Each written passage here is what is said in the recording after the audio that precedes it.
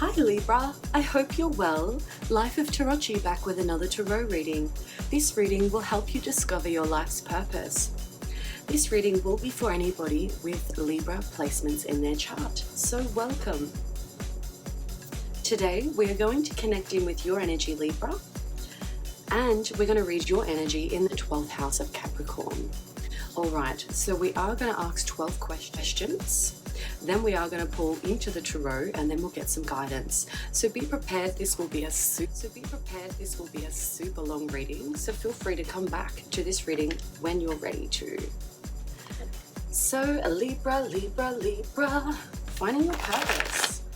It's not always easy to find your purpose, but it makes it easier when we follow these questions. So Spirit's going to give me a hand here and we're going to see what it is that you should be doing with your life's purpose. All right. First question in the first house. What are your strengths? What are Libra's strengths?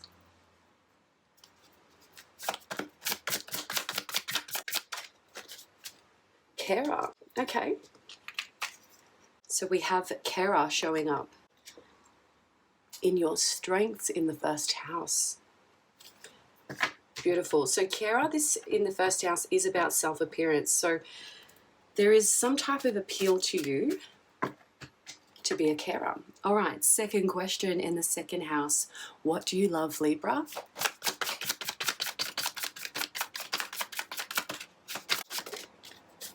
Okay. We have prison, cashier. All right. Next question, we have, what is your weakness? Now, this question is either something you're doing too much of or something you're not doing enough of. So we'll see what that is for you, Libra. What is Libra's weakness?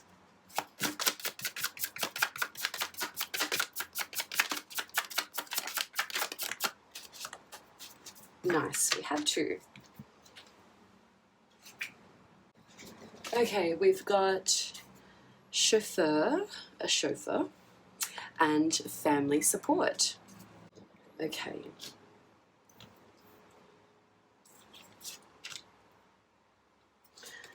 Fourth house, fourth question. We're going to ask, what are your passions? Okay, let's see. Libra's passions.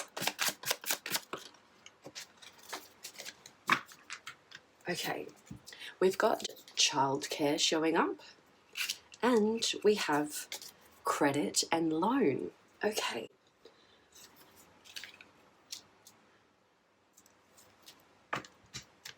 Fifth question is, what can you be paid for? Now, these are creative ideas that you could be paid for. Okay, Libra, let's see what that is.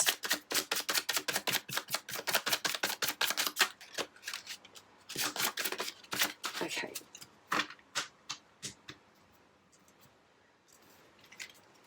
We've got a few here.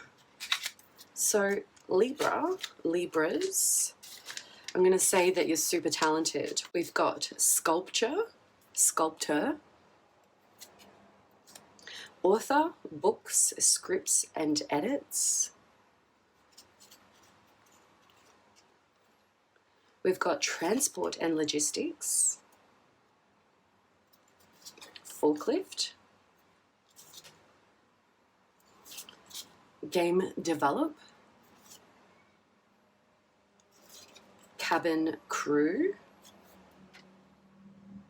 maintenance, and feminine, and producer and media. Okay. I wanted you to note those. We will try and just narrow it down to one card though. So what can Libra be paid for? Thank you, Spirit. We will accept those three. Okay, so Libra, you can be paid for research and development. Some type of investigate. And then we've got crowd control. So beautiful. Keeping in mind the energies before, Okay, so sixth house, sixth question. I love this question.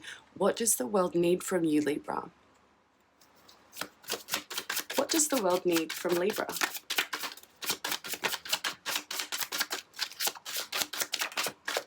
Okay.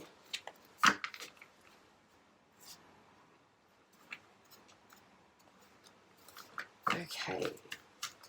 We have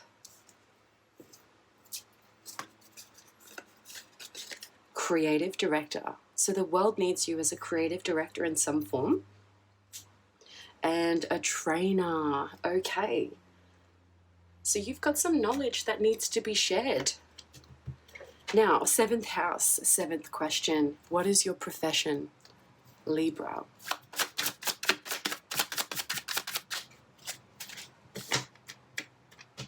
Okay. We have chef or a cook, toolmaker, and manufacturer.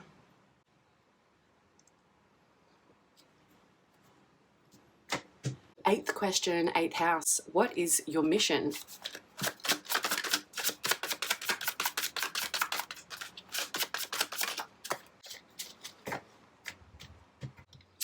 Okay, we have Libra, your mission is earth science and breakthroughs, or a breakthrough. Ooh, nice, nice. Okay, I'm just going to flip the cards around a little bit. They are double-sided. All right, so Libra, ninth house, ninth question is, what is your first award or achievement? Now, this could be past, present, or future. First award or achievement for Libra.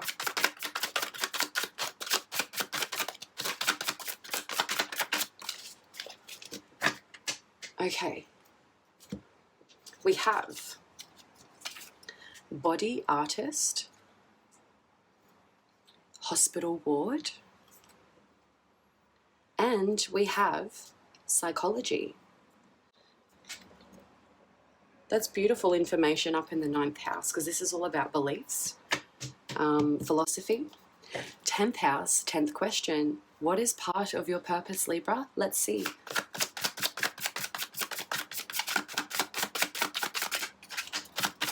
Whoa, okay. Okay. So we've got locksmith coming out there. The card came out bent, so there's like a bit of like tension there. And we've got screen and print coming out over trainer, something to be mindful of. Nice, okay. 11th house, 11th question. So what do you enjoy doing on your downtime? Because this actually defines what's part of you acknowledging your purpose. So what does Libra enjoy doing on their downtime? We've got taxi and Uber. Okay.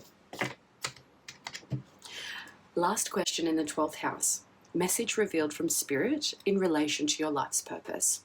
So Spirit's going to speak directly through Spirit in this house. And let's see what that is for you, Libra. Message revealed from Spirit. All right. Now, information coming out over the Uber and taxi. So that was important. So things moving along, Spirit's saying. Okay.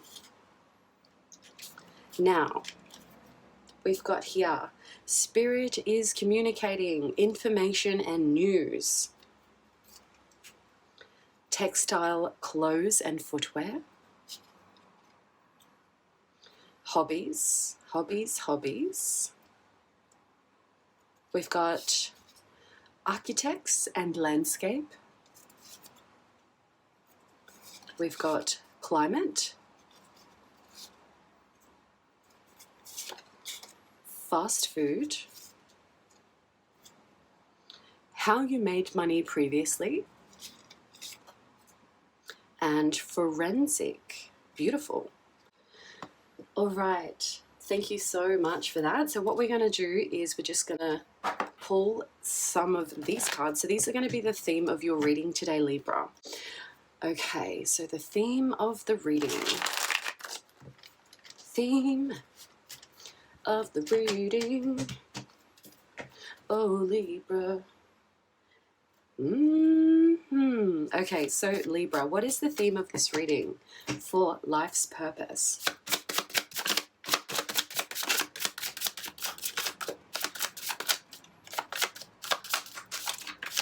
Okay, we will accept those. The theme of this reading. Okay, few messages to come through. So information and news. However, overarching this theme is someone in your social circle who you've met before. 3 degrees of separation. So information and news about that person. In the bag, easy done. Okay, in the bag, easy done. Your home makes me feel comfortable and I want to stay. Lock and key. You'll need more time to think this through. When you and a sibling were younger, a memory. A reoccurring dream. Have you worked out who they are yet? And I drive by our old place because it's the only thing that makes me feel connected to you. Ooh, interesting.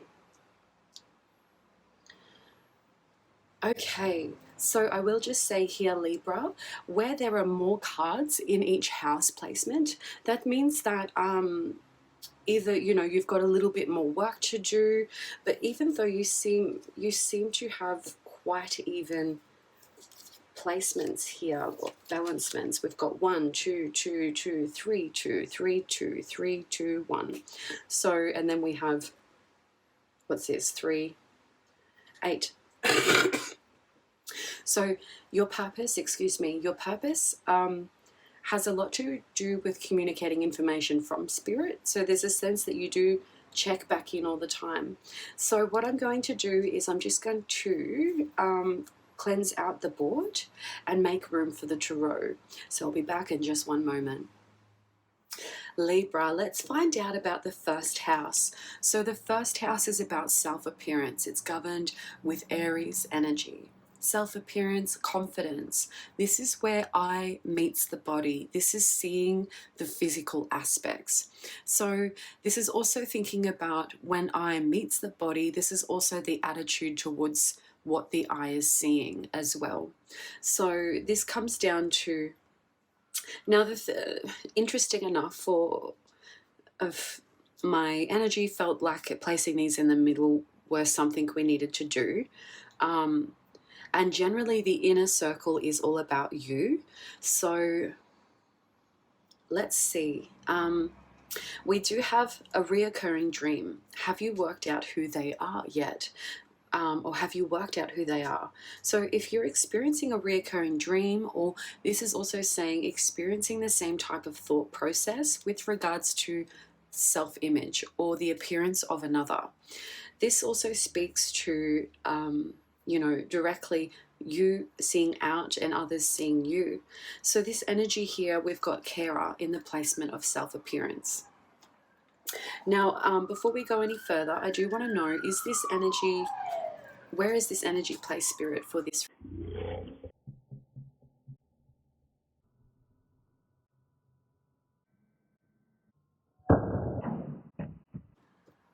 Okay, so this is a spiritual reading, which means time is of the essence. Time is placed anywhere, meaning past, present, and future.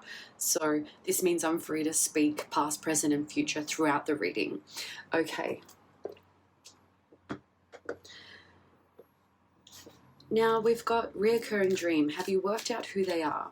Where the eye meets the surface or the physical layouts. Now, Tuesday is tied to this energy, and we've got carer. Whether you're showing more care to your self-appearance, or whether others are showing more care to your self-appearance. Now, this is drawing into the energy of part of your purpose. Now, let's see what this is about. So we've got carer in the first house.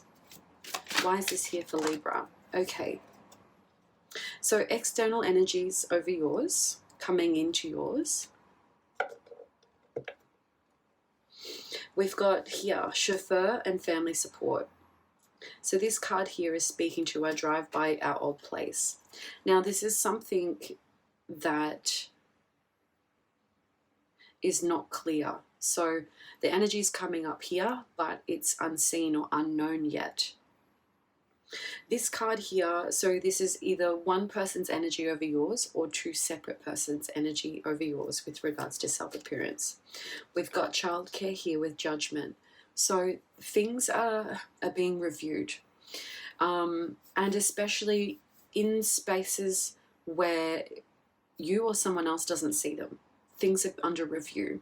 So this sounding of the horn too always gives me this announcement. Things are about to be spoken of.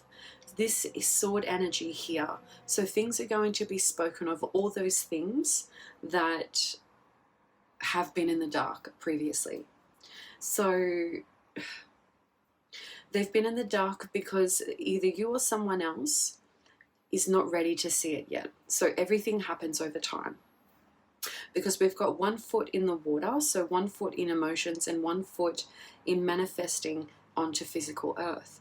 So without actually seeing what you're manifesting, it's kind of like bringing some type of confusion. So a recurring dream, this is speaking to the dream space, the trance state, the meditative mind.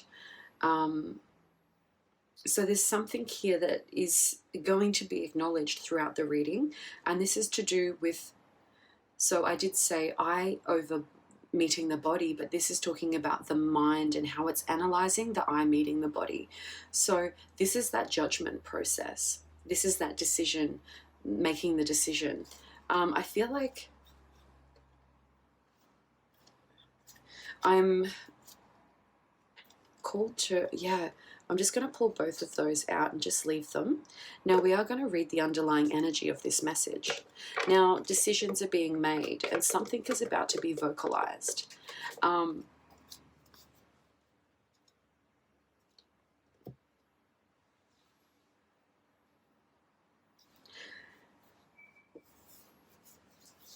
So there's something coming in from the past. This person or your energy, you're walking in from the direction of coming in from the past. So this is past energy, this is present energy, and this is moving into future. So this energy is looking into future endeavors with fortune in mind, with an offer, with something to bring to the table. Because this is here, the underlying energy is emotions and manifestations are clarified. And that's why this energy is coming forward to the future to bring an offer. Horses are significant because it's the energy between horse and human is how this information is being offered. So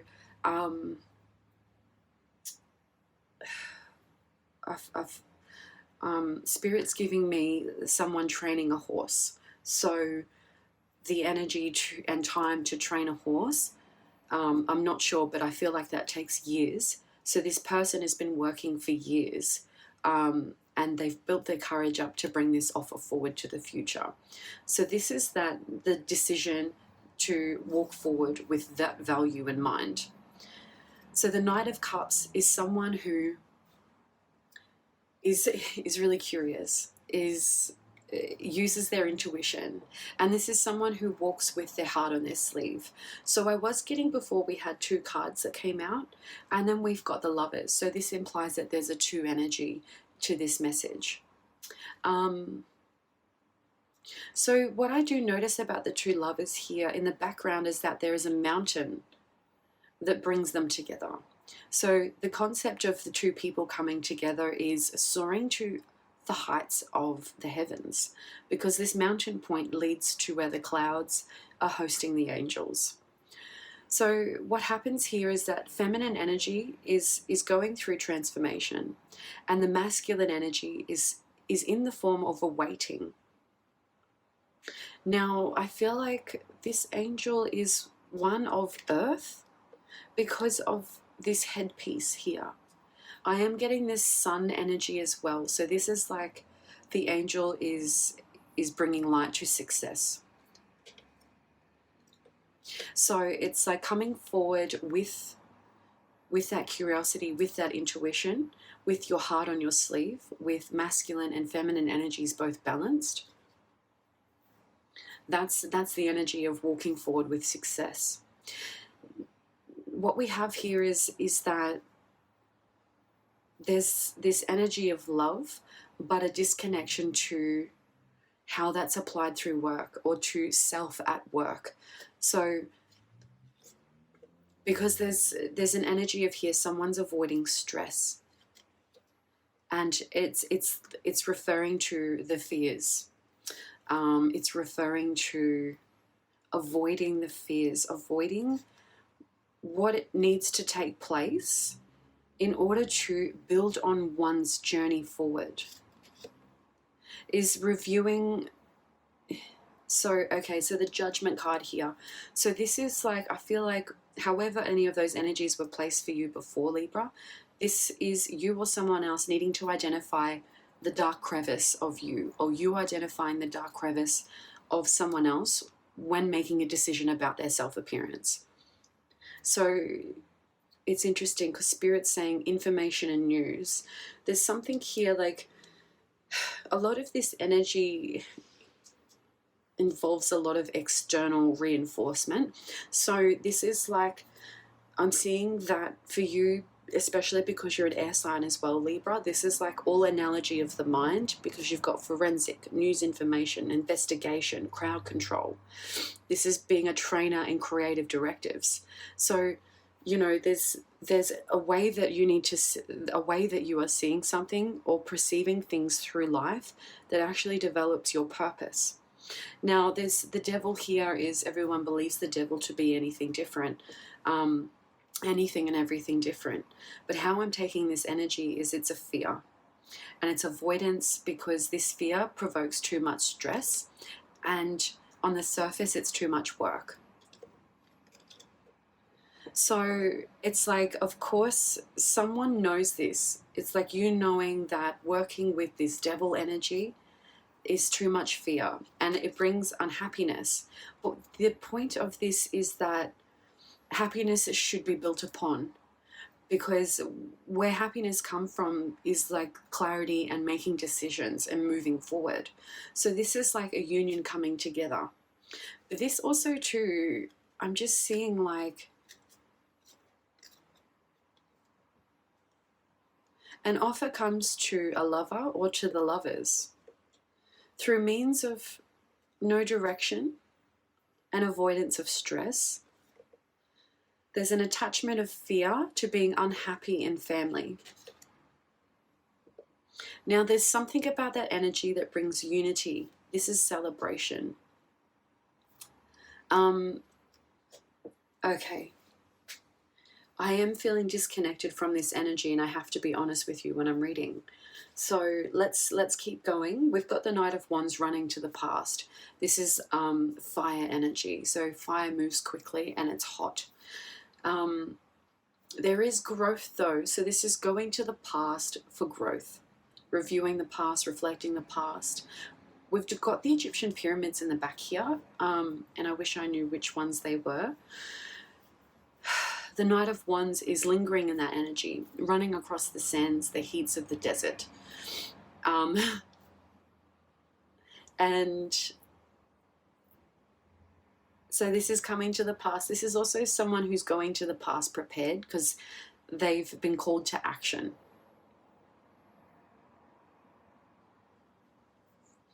So there's a concept here where this rush to the past is that, hey, there's an idea here.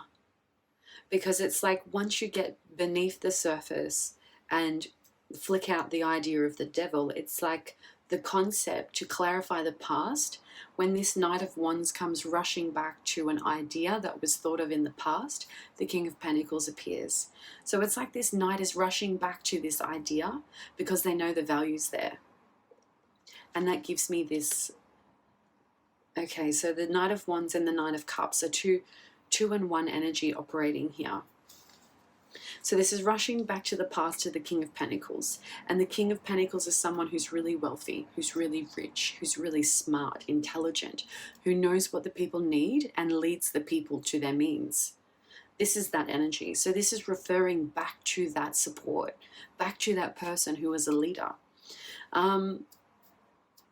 Even though this is a king, I'm not getting masculine energy from this. This is like in essence. So this could represent a person, or this could represent coming back to check with spirit on valuable concepts, especially to bringing them to surface of self-appearance. Also making decisions about what you're seeing on the surface and what is the underlying energy. There was a disregard for this unity to come forward in the past because there was so much like, this is like a fight or a thirst or a craving for knowledge, a need to know, and I have to know first. And this is rushing back to the past to get that information to come forward with this opportunity or representation of knowledge. So it's like when charging with that energy, you're bringing forward negative energy, or someone's bringing forward negative energy. So this is talking about, you know, the knight. There's every single type of knight running back to the past here. All of these knights, you know, we've got inspired action, we've got, you know, romance and beauty and things happening quickly. And, you know, it wasn't the Knight of Pentacles, it was the King of Pentacles that showed up. So it's like looking for wealth, finding that wealth and bringing that into the future is what's happening here. But this cycle, there's something about this cycle here because someone is now on guard. Someone's saying, hey, this energy has to change because there's a lack of opportunity between the energy backwards and forwards. So if this is one person presenting as all four energies, it's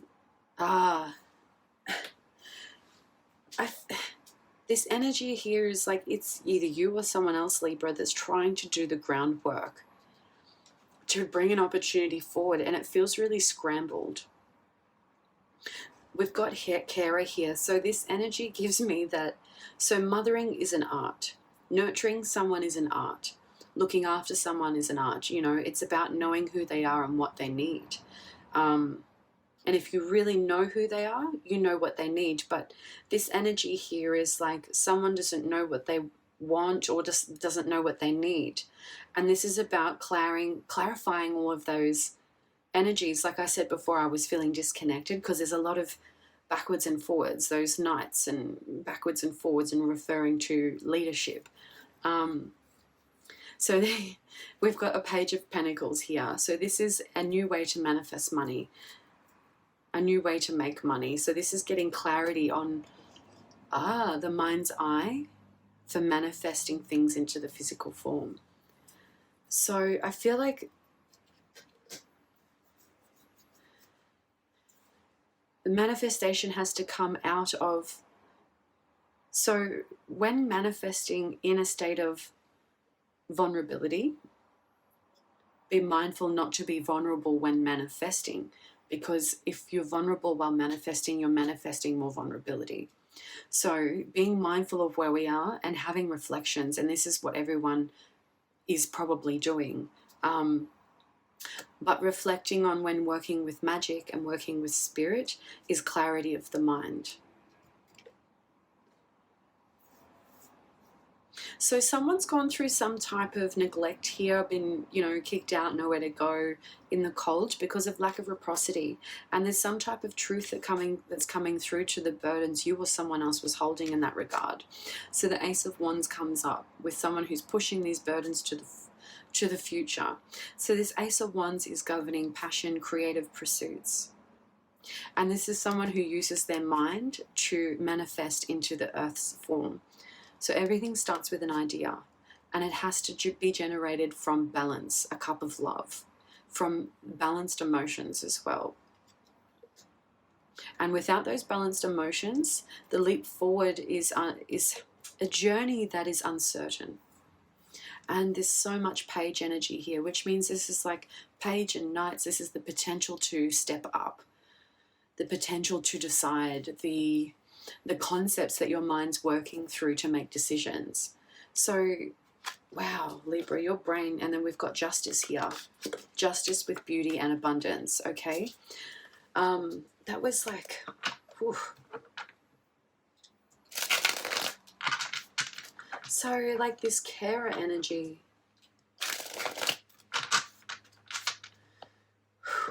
Okay, I am just going to slip one card out. So that was that.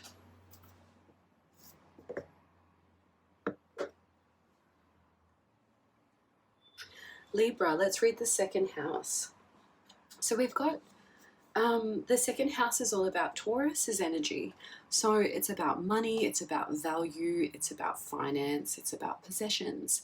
So the things we keep in our life, the things that we like to value, the things that provide us value. These are also too like attachments. So this is talking about your energy in the physical form, resembled through objects. So we've got here in the second house is prison and cashier. So this energy of prison gives me restrictions. It also gives me like,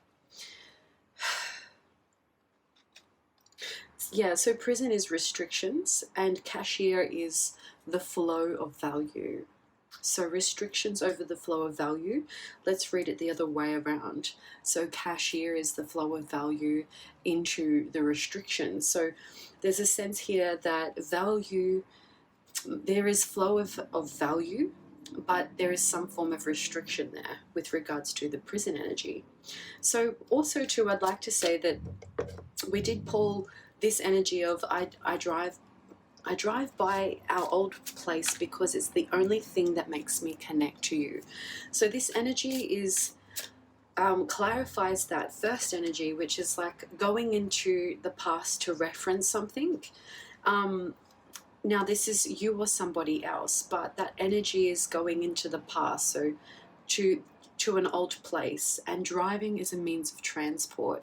So whether that's physically driving or that's going through a dream state and traveling to a place in the past, because it's like connecting to it makes someone feel better. So that's talking about a flow and a direction in time. But there's also too, like, maybe because the restriction here is because it's connecting to the one place in time. Because only means that that's a restriction, like the word only, because it implies that there's a condition following. Only if, or only because. So there's a sense here, there's a need to travel to an old place because someone's feeling restricted and needs to travel back to that place because it makes them feel alive or makes them feel something that they need to feel. So interesting. So that's like the flow vibe here. Let's do a shuffle. All right, so let's clarify. Don't worry, Libra, we do have some heavy energies here, but then it opens out a bit broadly. So generally that is the topic of the houses. This is all fundamentally you and the physical form, and this is what you value, and this is talking about how you communicate. This is, you know, your mother and your family, your creativity, what you do on the daily, you know, close ties in your life, things that you want to change, how you think in life and, you know, move towards your beliefs. And this is, you know, your trajectory and getting to that point of your purpose. And this is talking about your social aspect, your friends and your goals. And this is, you know, spiritual energies. So I just did a quick wrap around then. So let's not be defined by the restrictions of this prison card, because cashier is here. We've got someone standing at the cash register. They govern the money of flow. So this is also taking account, checking books at the end of day, end of stock. That's the type of responsibilities of the cashier. So this is like governing, taking stock, valuing the quality of taking stock, and, you know, seeing the value. This is, you know, you could be placing the value on, okay, this is my money box, or this box I value because it'll bring me the idea that I need in the future. So I know it's empty and it's got nothing in it now, but an idea starts from nothing. So one day this box will produce something of such value, but nobody can see what that is yet. And that's what you're working towards, Libra. You're working to define what the value is within this restriction, within this space. You know, interesting enough, with a few changes in its conditions, this could become a fish tank with water added as an element and a few other key things. It could contain a fish tank. It could hold life. It also too could hold physical objects and just store things of value. It could be anything, you know, but it's about what you place inside. All right. I love that. Let's see. So Page of Pentacles and reverse. So this is refusing to... So this card in general is upright. It's about manifesting money, and it's about the value of manifesting money and knowing how to bring that into form. And this is, you know, a student learning how to do that. But in reverse, this energy is talking about refusing to, or this energy is talking about making a decision about what you value first. The King of Wands comes in. So this is Pentacles versus passion. Money versus passion, essentially. And they're looking at each other in reverse. So know that we never are these things. We have an experience of these things. So this King of Wands is talking about a leader and a visionary who was unable to see into the future. And because this leader or visionary is feeling blocked, it's like they're unable to take the next step forward to manifest what they need into the physical form. So this is that energy. So this is the restriction. Okay, thank you, Spirit. They just said that's the restriction. Okay. Interesting. You've got like the first two cards we had double come out. So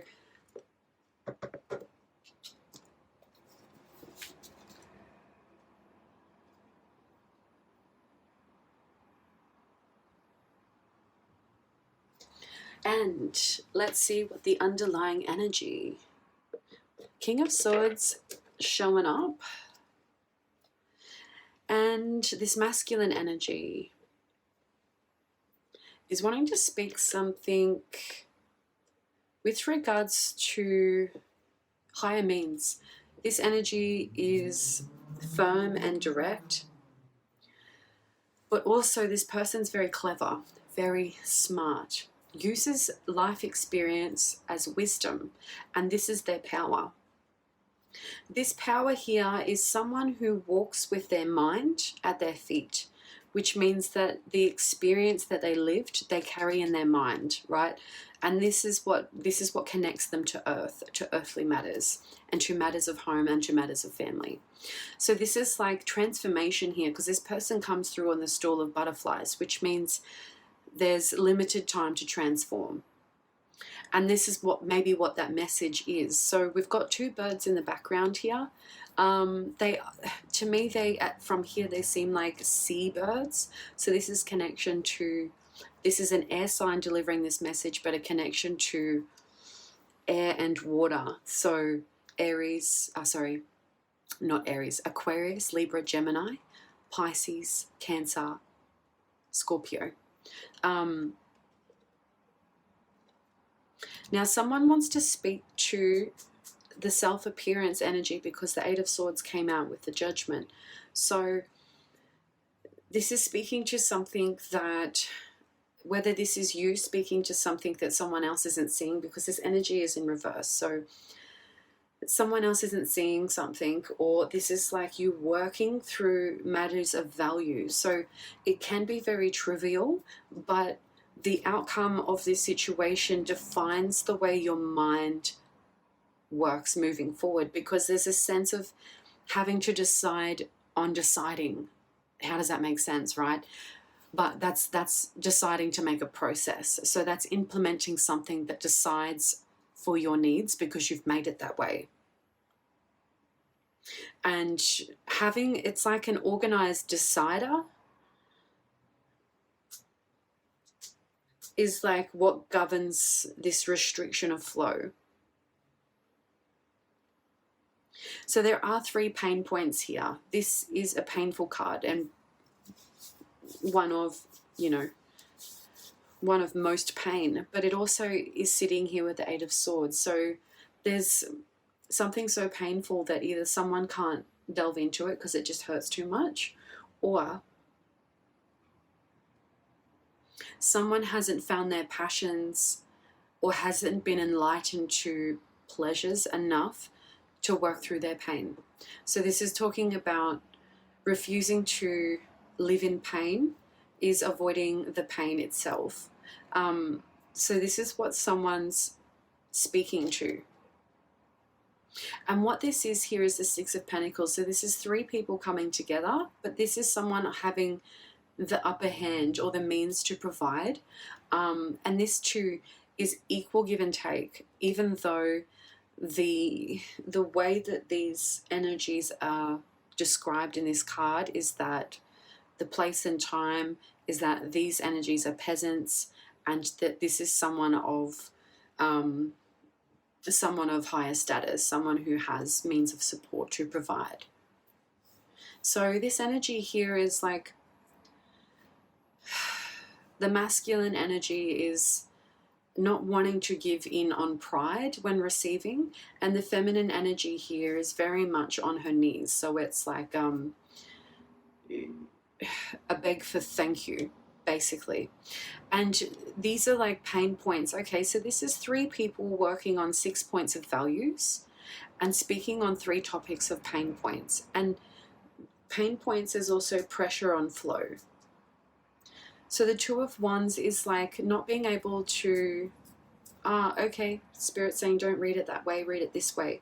So Spirit's saying that information and news is that you will be guided into the right direction in future with regards to governing creative relationships or governing romantic relationships, because this is all about, I'm getting this fire energy coming off the Aries house. So this is you deciding how to see things for yourself.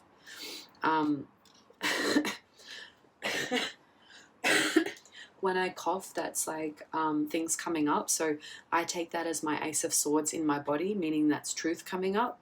King of Cups here, someone who's really, someone who's worked through curiosity and trusted their intuition by the means of, we've got this pink here. So someone's grown through matters of the heart. And this is someone who can speak easily through emotional matters. So this is someone who's quite balanced, and they're very diplomatic when it comes to situations that are really, really emotional. But this is someone who can sit on top of that topic and view it. There's a crab down here as well. So this is like, this is Cancer energy. This is Pisces energy. And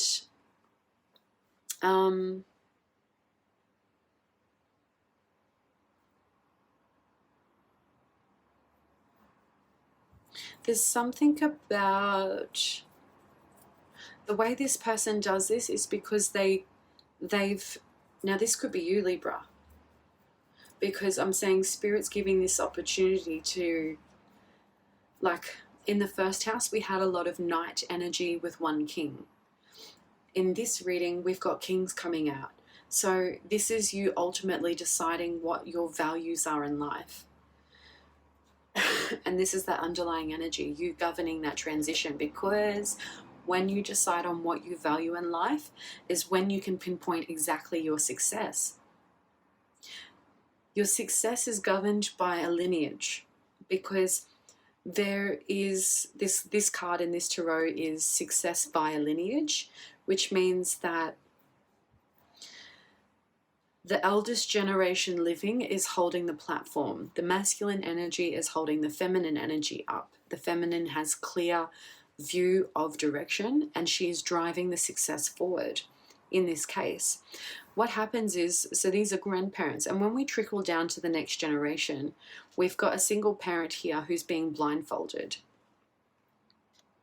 and she's holding the hand and the arm of her children. So this is the next generation. We have 3 generations present, and so she's having to juggle the balance, the assertiveness and the naivety of her new generation coming forward through this legacy. But she's having to do it without seeing where she's going, because she's following the direction of her ancestry. She's following the direction, the words of her mother. So this is that energy, and understanding that successful flow through 3 generations is what gives you heightened sight and governs your ability to be balanced. So excuse me. So this is like the underlying energy, Libra, here is that you govern your value by, so the Taurus house is all about emotions and currency. And when we say currency, this is value and how they flow. So when we make purchases, we can buy based on our emotions, and we all do it. But what emotions are driving to that purchase? So this is talking about clarifying and seeing that flow through the 3 generations is what gives you that wisdom. So it's like on the physical level, it's like others may see you as like running backwards and forwards and being unsure.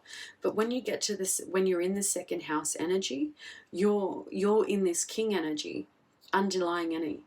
So opening up, people are confused because they're like seeing you in the reverse king of wands, meaning that they're seeing you as, you know, someone who's working on their potential.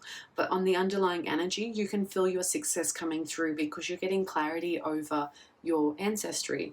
But this is happening in the second house of, so this is generally like very self-governed energies. And then this is the mind and splitting out to siblings. So this is still very much individual, but we do have these energies coming through. So this is you working through that lateral effect of the legacies and seeing the cause and flow throughout time, by hearing and listening to the elders. Queen of Pentacles comes in. This is someone who's an individual, who stands on their own feet and who can provide for themselves and for others around them, because they've got some type of formula. They've walked that journey before. Year of the Rabbit's significant. We also do have like ox energy, year of the ox, but this is fundamentally what is known because it's already here on earth. It's seen, it's known, and this person lives in this luxury. This is someone who wants to provide help and support, and this is someone who also too sees that this, it's like what you're working to value, what you're working on and what you value is working you towards your successful outcomes. So this is like you identifying that could be you being the Queen of Pentacles, finding your success and then jumping into the King of Cups. So this is like you balancing that masculine and feminine energies. Page of Wands comes in, looks to the past for creative ideas, passionate ideas, things that spark ideas of success, because we've got the sun printed all over this person's energy. Color of red. So looking to the past for successful outcomes with regards to the root chakra, home, family, where you grew up, where you came from, where you were born. Looking there, you see the path to success. So it's like you're only able to do that once you've got clarity over the 3 generations. Then you can define that pathway forward for success. This does mean clarifying records of it does mean clarifying records of birth, marriages, and deaths, because we've got celebration here for over home, and this gives me that type of, those 3 type of celebratory energies. Yeah. So this is talking about the transition over generations, where one is taught value, the next is taught to value. But this is also to, once those elders pass on, this is also like, this is you having to rely solely on your intuition to connect to your ancestors, or to connect to the values of your legacy. And that's identifying. So I just seen the grandmother sitting on the top of the Wheel of Fortune, nodding as I say, this is what takes you out of those means of, because this card's in reverse. It's no need to live in places that don't accept you. It was no means to live in places that make you feel less and valuable and worthy. 9 of Pentacles, that's who you truly are. So I'm getting this like highly intuitive, highly valuable, and once making the decision on what you value, that's the beauty that lies within. And this is the 9 of Pentacles. So 9 of Cups, 9 of Pentacles. So when you balance your intuition and you get oversight on how things occur over time, 9 of Pentacles is freaking happy and beautiful and handsome and like knows exactly what they value, and this is energy is oozing off them. This 9 of Cups is happiness in the home, happiness of the emotions, and happiness within love tie. And that's being able to balance that through your intuition. Wow. So what Spirit just kind of like, I heard on the right side, which means the present moment, is that, oh goodness, I just,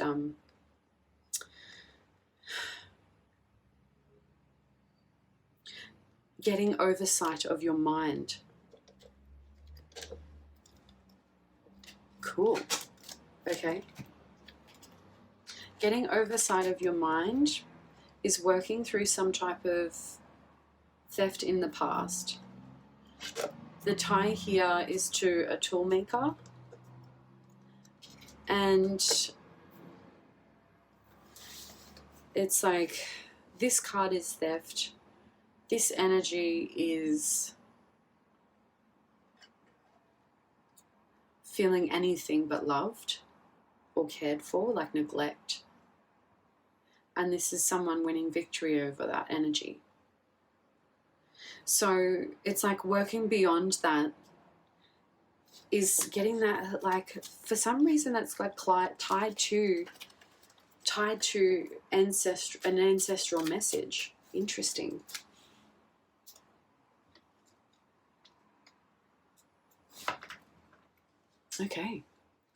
Okay, Libra, we've got the 3rd house question we asked. What is your weakness? So what you're doing too much of or not enough of.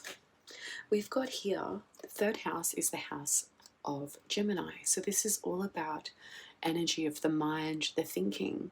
Now, outside of the mind, this is connection to siblings and cousins. And this is also to connection to your neighbors, people who live near you. And this is short travel. So this is all of that, like coming out of oneself, out of the mind, and this is the relevant ties. So we've got chauffeur. There's a sense of moving. There's a sense of moving around, shifting the mind, but also moving between family ties, family support. This is a card of having to balance. And this is a balance of having to work through emotions. We've got 3 emotional waves here that are present, where 2 points of value are being balanced. Now, one coin is slightly lower to the other, and this energy is focused on the value that is weighing down the most. There are ships traveling over the hill, over the waves, so this gives me the energy that it can be balanced, it can be worked upon.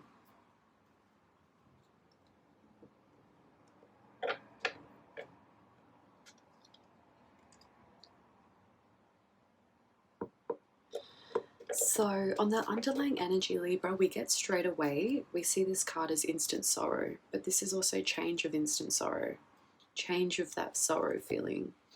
This is making a decision to walk away from painful things. We've got green liquid here and we've got red liquid here. So matters of the heart is green, and matters of the red is home. So matters of home is red. So we've got here, even the person is looking down at the house as well. So it's looking over at the house, and then there's emotions that run between the eye meeting the physical aspect. So this is also to like seeing how to see something, because this is also to an energy of not showing. This person has their back to me, the reader. So there's a sense that it's not showing. You or someone in your family you're dealing with isn't showing this pain, this sorrow, and what's bringing some type of imbalancement in. So this could be tied to you, or this could be tied to someone in your family. We've got family support, but this is you thinking about family support, and this is also you actually moving around those family support measures. So there's something here that, the Eight of Swords, I'm seeing a lot in this reading. So this reading here is like, Libra, you're an air sign, but navigating the waters, see, the air pushes water along as well. So it's like air of the mind, meaning the thoughts, is pushing through these emotions. And it's also too, 1 foot in the water, 1 foot on the sand, on earthly matters. So this is talking about balancing, finding balance between present emotional matters and past physical manifestations of those. Someone, this is that restricted energy too. I'm getting that prison tie, this restrictedness. Someone feels restricted over their body. This is like a body wrap. And in particular, this body wrap is over the stomach and the chest. So this is like someone feeling suppressed over that part of the body. So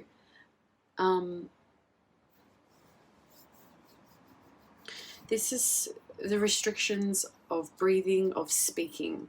This is restrictions of, this could also be digestive restrictions as well. Restrictive of air and restrictive of earth. So feeling some type of restrictions with food passing through, but also with taking in and releasing air.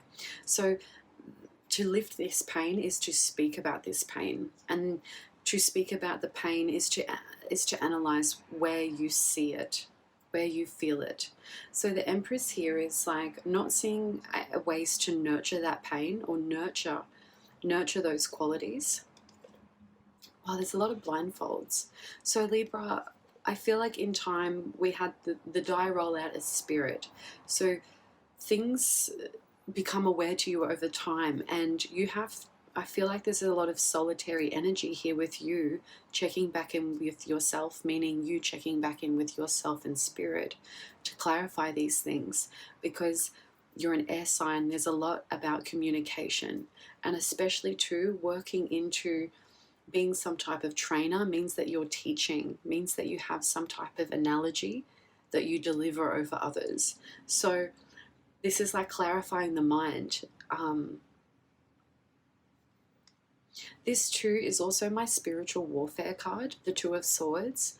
This is like going within, This is working through the shadow self, but also reflecting on all the pains that others have placed over you. So these two swords here are the protective measures put into place. This could be boundaries of protection by spell work, but put in place over one's energy so that they are able to seek refuge into their body, into their spiritual realm, because this is talking about clarifying what's going on within the mind, within the body.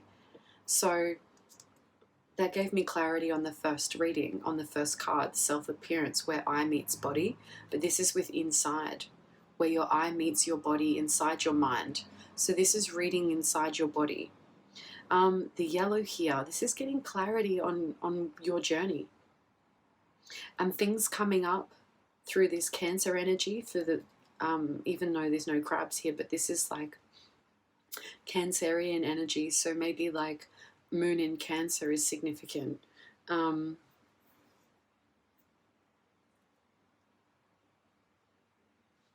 There are ways to connect to the other side. If I were to see these as spiritual stepping stones beyond this current situation, is that there are ways to get to the other side. There are stepping stones. To connect to the other side, though, to spiritual realm, means that matters have to be healed within the body. And to heal within the body, that means to transform the pain points. Also as well, this is taking some type of passing through the family, very heavy on, like, this is taking grievance on very heavily of a passing as well.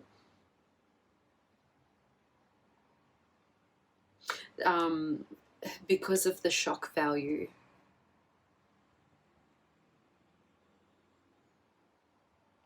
So know that Spirit never wants to hurt anyone. Spirit just wants to clarify those things that come through. Spirit wants to bring these up so that Spirit can help you work through to your life's purpose. So there's a deep analogy within your self-reflection and through the experiences that you walk that actually transitions you. This also helps you find balance, because straight up it's like whether the family support is part of the movement or whether you're moving around the family support, however that is, it's bringing an imbalancement and brings displeasure as well. So I feel like with this Wheel of Fortune in reverse, this is like for those who are feeling like they're not getting enough family support or enough family time. This is talking about looking at your own creative means. This is also to resourcing through your own experience. This is resourcing and trusting your own intuition through the clarity and confirmations you've got through Spirit over time. So this is building that gateway of communication, because there's room for growth and room for success. Lines are significant here, so lines of the pack. I do get, like, I feel like European crests are above the throne hedge there. Information and messages coming in. News, and it's quickly, and it's about how you've been working on developing your self-mastery. So whatever you've been working on, Libra, there's messages and information and communication coming in about that. Now, with regards to working on yourself in the past, where you charged hard and fast, looking at ways to improve your knowledge, looking at ways to quicken your knowledge, there's a sense that you're walking away from the way that you applied that tactic. So this is a sense of balancing the mind out in a way, because walking away, there's this like firm energy. Now, creative measures are in contrast here because this lizard is tied to creative and passion. But usually he is in color of orange. But at the moment, all this energy is drawn into the King of Wands. And this is like very much focused on the past. And this is focused on something that took place. This is also focusing on This is referencing leadership or referencing some type of vision. So that vision is something that is being worked on through the sight of knowledge, through the time of experience, through learnings of getting clarity through the root. Now everything is intertwined, even though we may not see how at the time. Clarity and how you grow, and clarity how you see matters of where you walk through life that ties you to home, that ties you to where you were born, that ties you to your family support. These things are being lifted.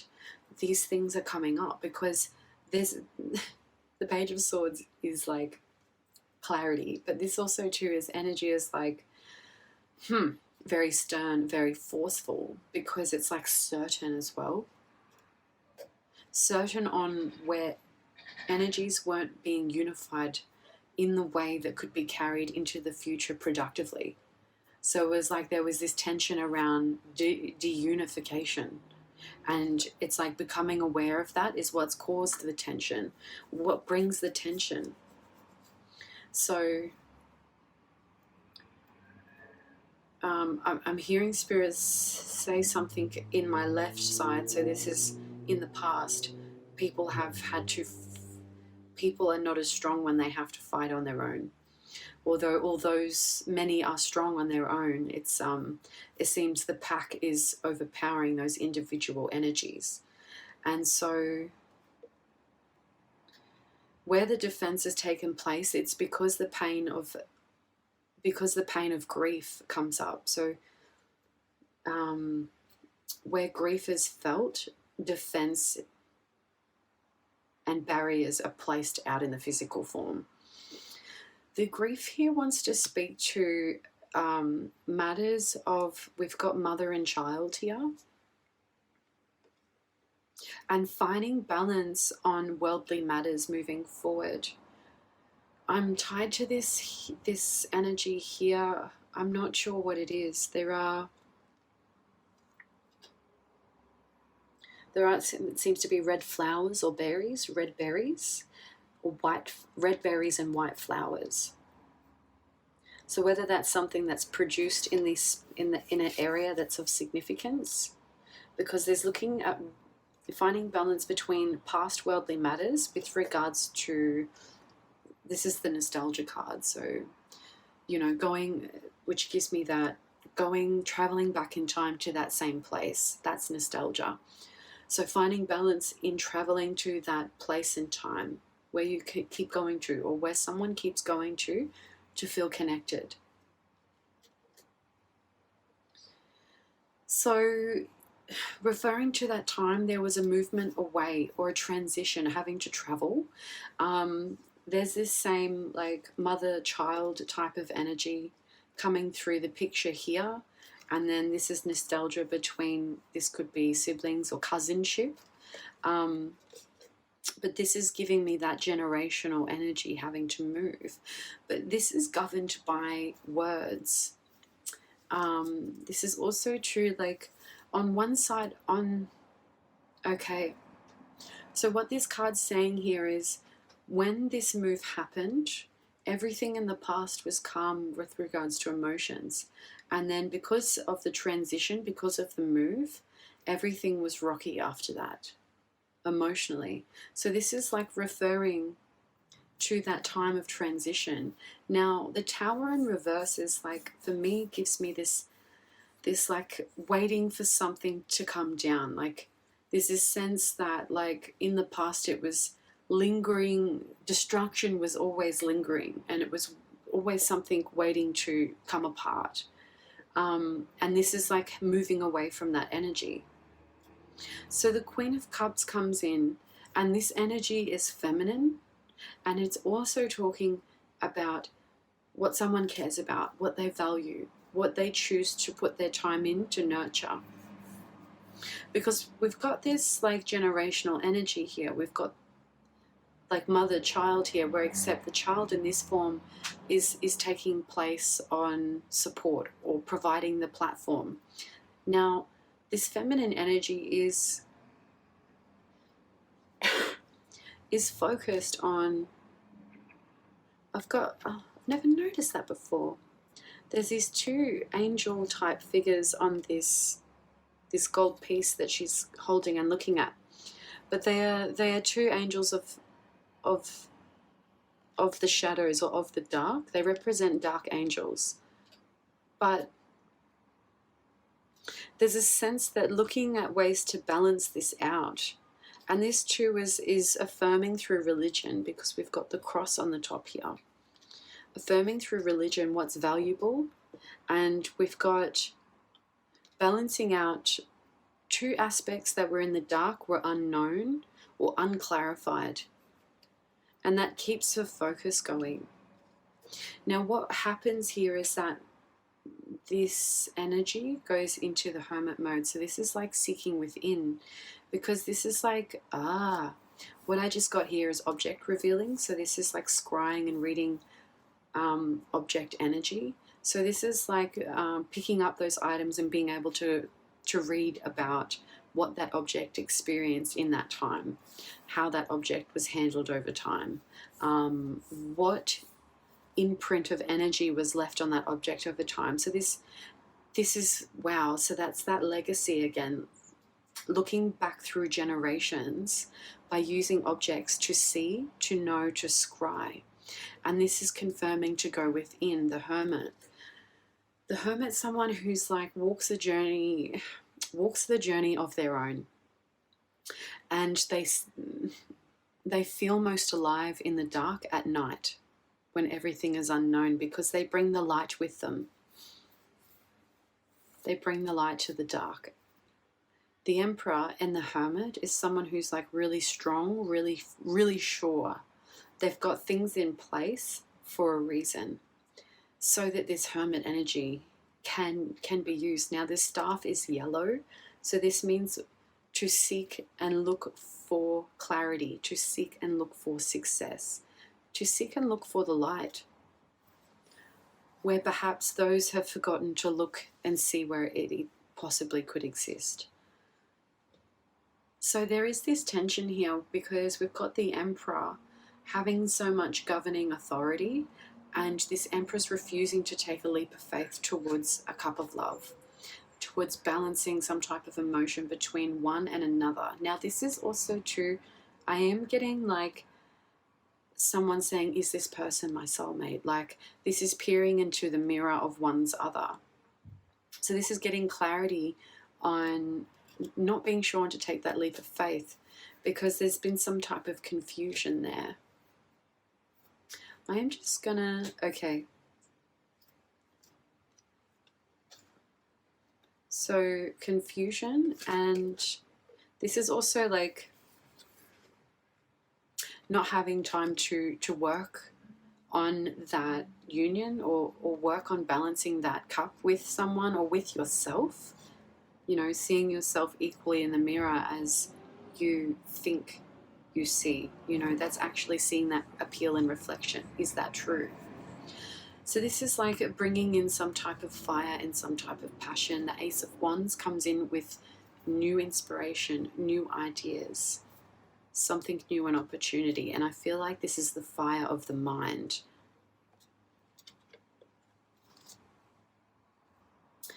The fourth house is all about Cancer, and Cancer is about the foundations, where you grew up, where you came from, the mother, security, also, you know, where you're coming from. So your learnt environment, how you learn to become. Now, in particular, spirits point a direction to childcare, credit and loan as a focus towards your purpose.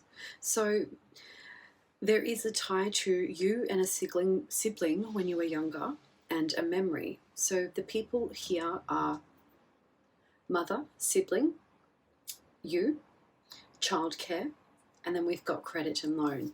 So however this is coming up, Spirit is wanting to bring it to your attention, not to harm anybody, but to bring it up so that you can use that energy towards your purpose. So, oh, nice. I love that. We've got the Wheel of Fortune coming up on the bottom. Okay, so let's see what this is about. Childcare, credit, and loan. Now, these are part of your passions. Passions. Okay. Childcare, credit, and loan. Okay. All right. So there's passionate feelings towards fears. So there's a lot of energy around fears, around harm, around discourse, especially with regard to spiritual journeys.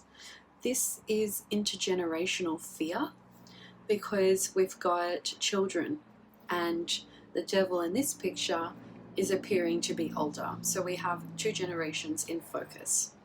So this also too ties me to you and a sibling. This is talking about a situation where you went through something that caused a lot of fear, that brought up a lot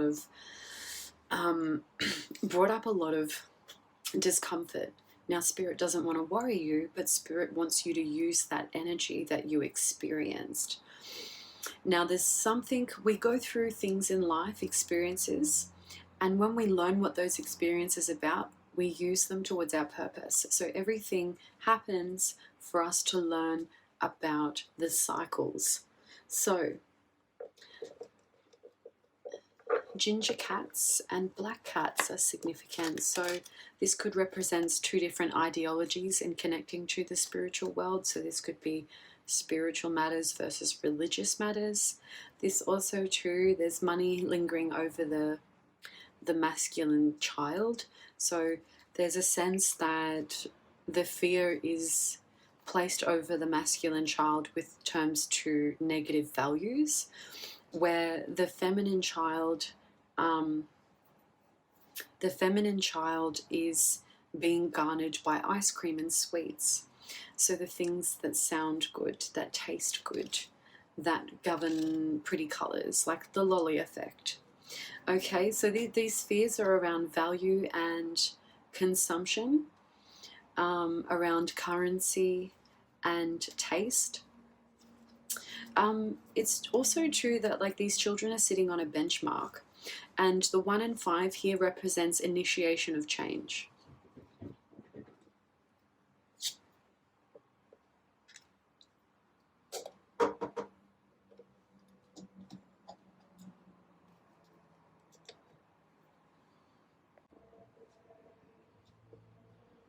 So this is the underlying energy. We've got the 5 of Cups, which means this is sadness being released and also being recognized by the universe.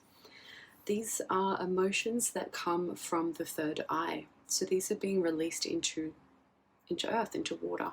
Now these are in motion of the ocean now.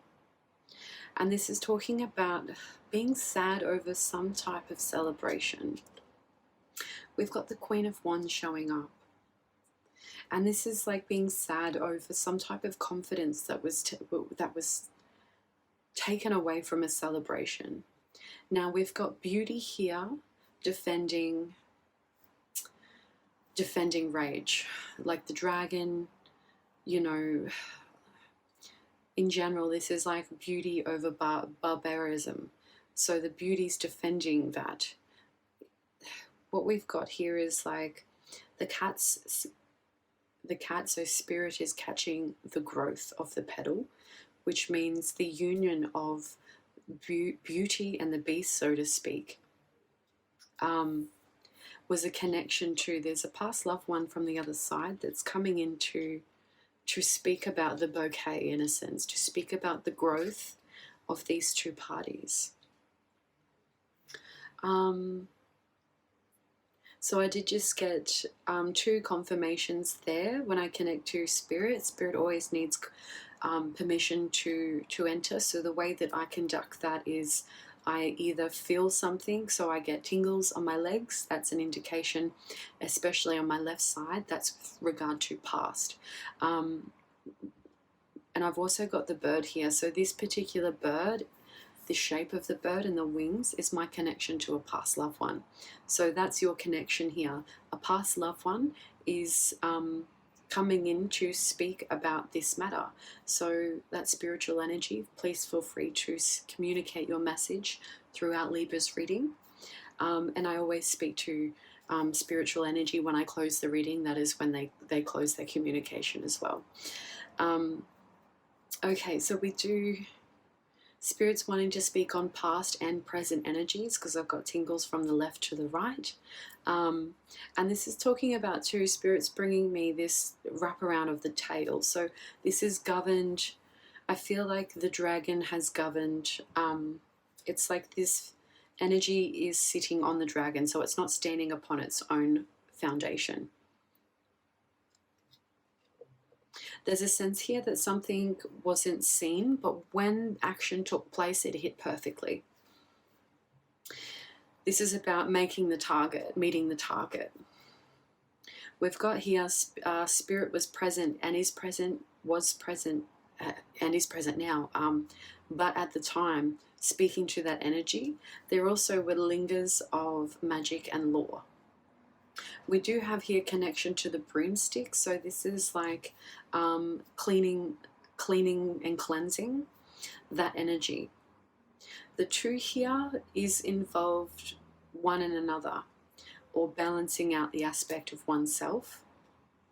We do have law, magic, spirit, and the human quality.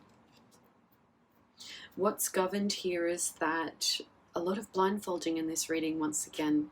So this blue cloak here gives me something needs to be communicated, but it's being clarified within the mind first. What's being communicated is regarded to law and regarded to magical matters.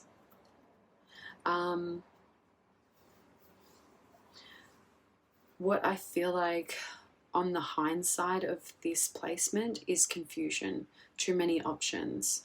This is also the card of illusion too. This is not being sure. So this feminine here is at the shop front, at the cashier, so to speak. This is the cashier and this is that energy. And this is talking about this person's intention is to buy with love, because there's to purchase with two hearts in mind. Now that's coming from the hand. Now where this person gets to the cashier, this is talking about being deluded by all the options. There's growth, there's astronomy, there's fire, and also feather. There's knowledge. There's money and there's assets. But it's like this confusion, but leaning towards love. And the concept, I feel like this choice was made out of love because of worldly matters. It was the way the world was seen at the time. Now this is that connection to the ginger cat, so I'm getting a religious tie there. The way the world was seen at the time. Now this connection to the white feather is to angels, so angels are wanting to communicate messages as well. Wow, getting spirits and angels, thank you. So with regard to the universal matters that carried burdens, especially to the person making the decision, is that the weight is heavier felt when it's looked at as a burden. Because it's like, in the first place, the idea was to choose with love. Universal matters became burdens, and love was left to linger. So what is actually the idea of transforming this is that bringing those three together. So this is talking about bringing love to fears. And this is also to learning from experience. Because if something can't be justified in this lifetime, then it is intergenerational. And when this is clarified, this energy for you to harvest is through your creativity. Now, this is all about the learnt environment, where we learn to grow up, what birthed us, the environment that actually birthed us as a child, a baby, a child, through adolescence into becoming a human. Now, all those external environments create who we are. They define how we are. And this is talking about bringing all those together. And I'm feeling all this power in my body from spirit and angels working through this creativity. Because when you clarify, it's like clarifying creativity through the mother, because the mother is the first side of creativity. Therefore, this projects your own creativity. So this is discovering that through your lineage and finding your path forward, bringing that power forward, making your own magic, so to speak, and transforming the way the past emotions are actually seen. This energy here is travel, a decision to move forward to creative measures and to religious ties. There's a sense here that you walk with an idea of spirituality, and that's what's transforming. So within yourself, mind, body, and spirit, there's transformation happening here. So it's like this is someone who stands cloaked, like doesn't reveal much of themselves on the external, while there's a lot of changes occurring underneath. The transformations that are occurring are ties to, interesting, so even though this is the mother's house, we do have the father speaking to the mother's house. So father energies have a different type of ideologies as well, because we've got a different colored cat here, connection just to other sides, spiritualism or religious, or even education. Interesting, we did see the fishbowl I was talking about before. You know, do you want to fill this space to generate and harvest life, or do you want to fill this space to generate and harvest value to be kept over time? So that's something that you're deciding through the father's lineage, and that's also communication through the father's lineage about the mother's creativity or the mother's experience. There is some truth coming in, so this is that Ace of Swords energy, and this is success. This is identifying exactly what it is, where you need to be, and how you need to see it, to be honored, to feel honored within yourself, and to be honored by others around you. So this could be that message for yourself, for your sibling, but this is tied to that childcare energy. And where there is vulnerability, there is strength. That's where the power is, because when you change that vulnerability into strength, you can dictate when and how much you allow to affect you. Oh, nice. We got this, like, so 6 of Wands and 6 of Pentacles. So when you find your strength, and you probably already have it, but knowing where your strength comes from makes you stronger. So this is talking about 6 of Wands. This is aligning the creative ideas, all the inspired passion. This is acknowledging one's confidence within themselves and working towards leadership. And this is also finding money to harvest that leadership. And this is manifesting reciprocity through hard work and networking. This is finding the means to give and take and find support where necessary. That's that strength energy. Beautiful.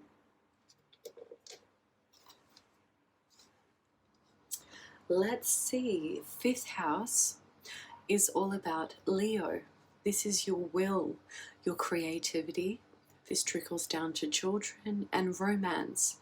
This is speculating and visioning all those things.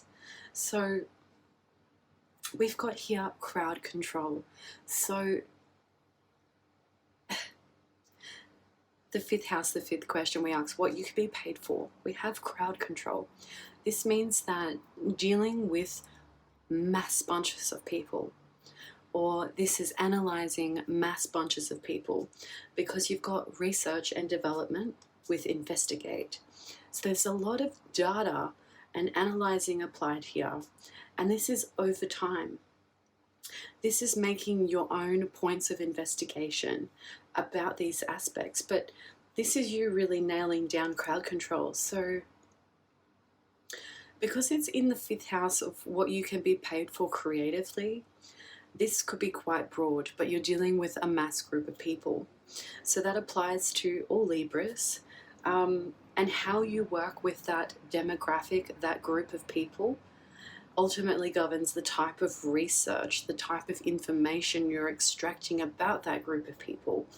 And based on the information you extract from that crowd or that group, this is talking about what you're doing to develop that information, because you've got something at hand here that you're trying to investigate, which means you're trying to pinpoint where to extract information so that you can apply some type of development, which means that you're trying to get information so that you can give something, right? Because the 5th works into the 6th house of the trainer, the creative director. So this is you discovering what you can be paid for.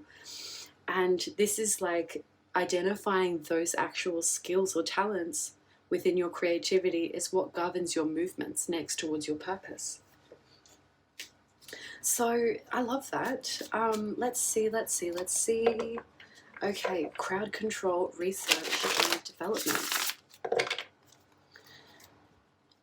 Okay, crowd control, research, and development, investigate.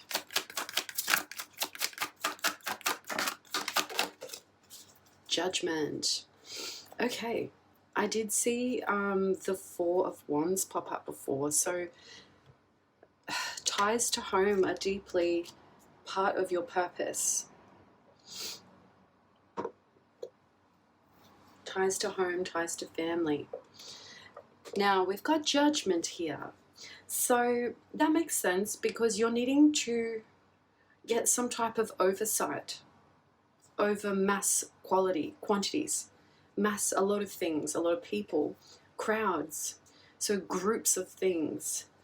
I don't want to know what you're investigating here, Libra, but there is a sense that once you work through making decisions, placing your value where you think your value is required, finding balance within communicating and working through fears, through past placements, and through all of that energy, you're able to have this upper lens, because not only have you reflected on yourself and your journey and your experience, but you've also gone through the journey of reflecting on your family tree. So this is like looking at how things occur over time. So this is showing you how to use that oversight over time. So using that data, that quality, and there's something here that you're developing because this is a new space for you. But it feels though that you have these natural tendencies, which is why it's part of your creativity. This too could also speak in future terms, because we did roll the die at the start and it was time was of the essence with spirit here. So this is talking about also too having children in the future with that romantic partner. Those children could have those qualities. So especially if you're a mother having a child in future, they are likely to have these qualities because they are what you govern to nurture throughout time, is what you pass on to your children. So this is a new space for you, and there's a sense of a lot of balancing is required on no steady surface, but there's a realization of, hey, I can actually take a leap of faith here. And when you leap, you learn to fly. You discover that you've got this ability to float, to gloat. Now, this fool here is a jester of the court, someone who entertains. Also, this gesture is someone who's like an astrologer, or someone who studies the zodiac, who keeps in mind what type of crowd they are accounting for. These ribbons here give me ties to look here, look over here, because there's like a lot of fancy footwork. There's movement and ties around the feet and the gloating of the feet. Now 0 is endless, right? It's neither positive nor negative. So it begins with a thought, with a gesture. The Page of Cups comes in towards the Fool, the gesture. And this is talking about bringing that offer forward, especially with regards to some type of curiosity. Something where we talk about curiosity, this talks about someone leaning towards, I could like that. I could do that. So this is like someone who's bringing that forward, or this is you bringing that to your new leap of faith.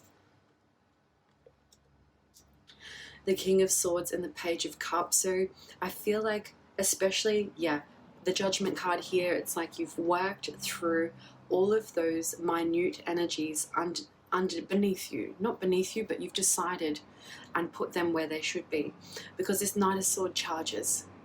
It's fast. It's air energy. And it's clarity over the past, but communicating through the means of a future vision. We've got butterflies and flowers here.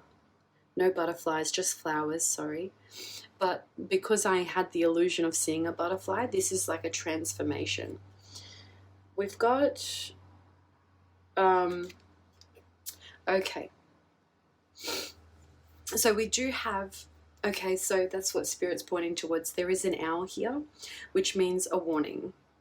So this warning talks about pain, because I've seen the pain card there. So when dealing with mass groups of people or a lot of things, and especially having all of those things in one place over time, what is the likeliness for things to occur? So there's a sense of doing a risk and pain assessment, and that needs to be communicated as well. This Nine of Swords charges to this pain and says, hey, this is a pinpoint here. So this is like looking at those thresholds within your research and how you're developing your information really determines your investigation, so your outcome, where you begin and where you finish, in terms of how you use that information creatively. So those are those pressure points there, because this pain, 3 points coming in. So the last deck we had all 3 swords coming in from the top. This deck we've got 1 coming from the top and 2 from the bottom. So these 2 from the bottom means that they're coming from, I feel like that's coming from the root. So someone, it's like there's two aspects that need to be communicated, and they've come to a cross point. Now the third one's coming in for consideration for higher idealisms. The Page of Wands comes in. Now this is something that hasn't been considered, because it's like kind of out of the ordinary. The Queen of Wands is here, and this is like, it's so out of ordinary, someone's not feeling confident about it. But also too, the confidence is coming from lack of intuition, which means there's not enough information to make a decision just yet. The King of Swords refers to the past. He looks to his right leg. He's glancing at the past, keeping the present in mind and at foot. There's communication coming in which has to be grounded within means of communication. And this is talking about that sun energy, speaking through truth, speaking through success. Now the King of Swords looks back at what's the other scale of this, this pressure point of pain, and then, comparing the actual power over the masses, because of the masses. This is looking at, that's beautiful. I love that Spirit described that energy for me and then brought that into play with the Two of Cups. So this is seeing and analyzing both ends of the spectrum, bringing in all equations and finding that fine spot, that sweet spot in the middle. So balancing emotions first before balancing anything tangible towards money. Because if emotions aren't balanced, then money's going to go haywire, just like the emotions are. So when the emotions are perfect, money or resources will sort itself out. There is concern without emotions being on top of things become unbalanced in other places, especially with regards to things in the earthly form, routines, pressure points on work. And this is also too, like, where support's coming from. So this is like that imbalancement versus the Page of Swords in reverse. So the Page of Swords is talking about where, you know, not being able to make a decision because you're not having enough information. But with all of that in mind, it's looking at the Two of Wands. What is bringing me balance through my passions? What is bringing me balance through my creativity?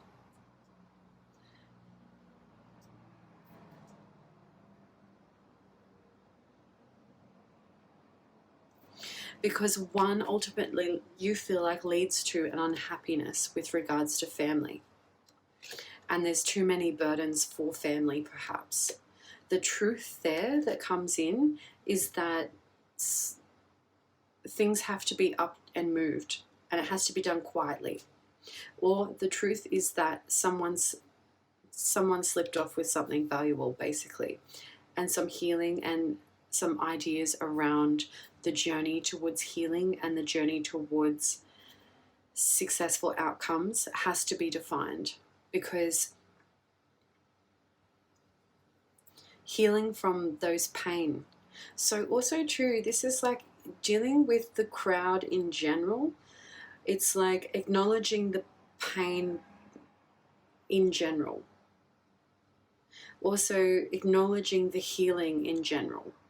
Also taking into account, when having all these people in the same place, you know, what type of theft could take place, you know, what trickery and intentions do others have. So interesting, because this is dealing with everything outside of you, anything outside of the one, because it's dealing with the whole, analyzing the whole. This is analyzing everything without stepping away or moving away from it, because there's a need to find love, to find balance, to find beauty. And this is what is sought to be in leaders, in visionaries, is to see beauty, to find the balance between the horror and the grace. Things are being withheld. Let's move into the next category. Sixth house is all about Virgo, your service, your daily routines, work, health. This is talking, the question we asked Spirit was, what does the world need from you? So in terms of what you do on the daily basis is basically what the world needs from you anyways, Libra. So we've got here trainer and creative director. Now when we think about a trainer, we think someone who's training someone in a specific industry to get an outcome. Now the trainer knows the student, and the trainer knows different tactics to train that student so the student has the outcome that the trainer desires. So this is talking about you being the trainer, you knowing what the student needs to get them to that outcome. Now, as a creative director, there is, I love that, because they're speaking to the same thing essentially. To be a trainer, you have to creatively direct people. So I love that Spirit's placed those together for us. I did get tingles down my left leg, so this is past energy. The theme sitting over this house is you'll need more time to think about this. So, you know, thinking about your strategy and your delivery, perhaps. So Spirit, why is trainer, creative director here for Libra? The Knight of Pentacles. This is reflecting on your daily routine in the past, how you've worked, and pulling the value out of where you thought value should be extracted from, because as a trainer or someone who directs someone, this is understanding yourself and how you work. This is understanding others and how they work. And this is finding that happy medium that glues that energy together to progress. So what's actually happening here is reference to the past where you had good outcomes.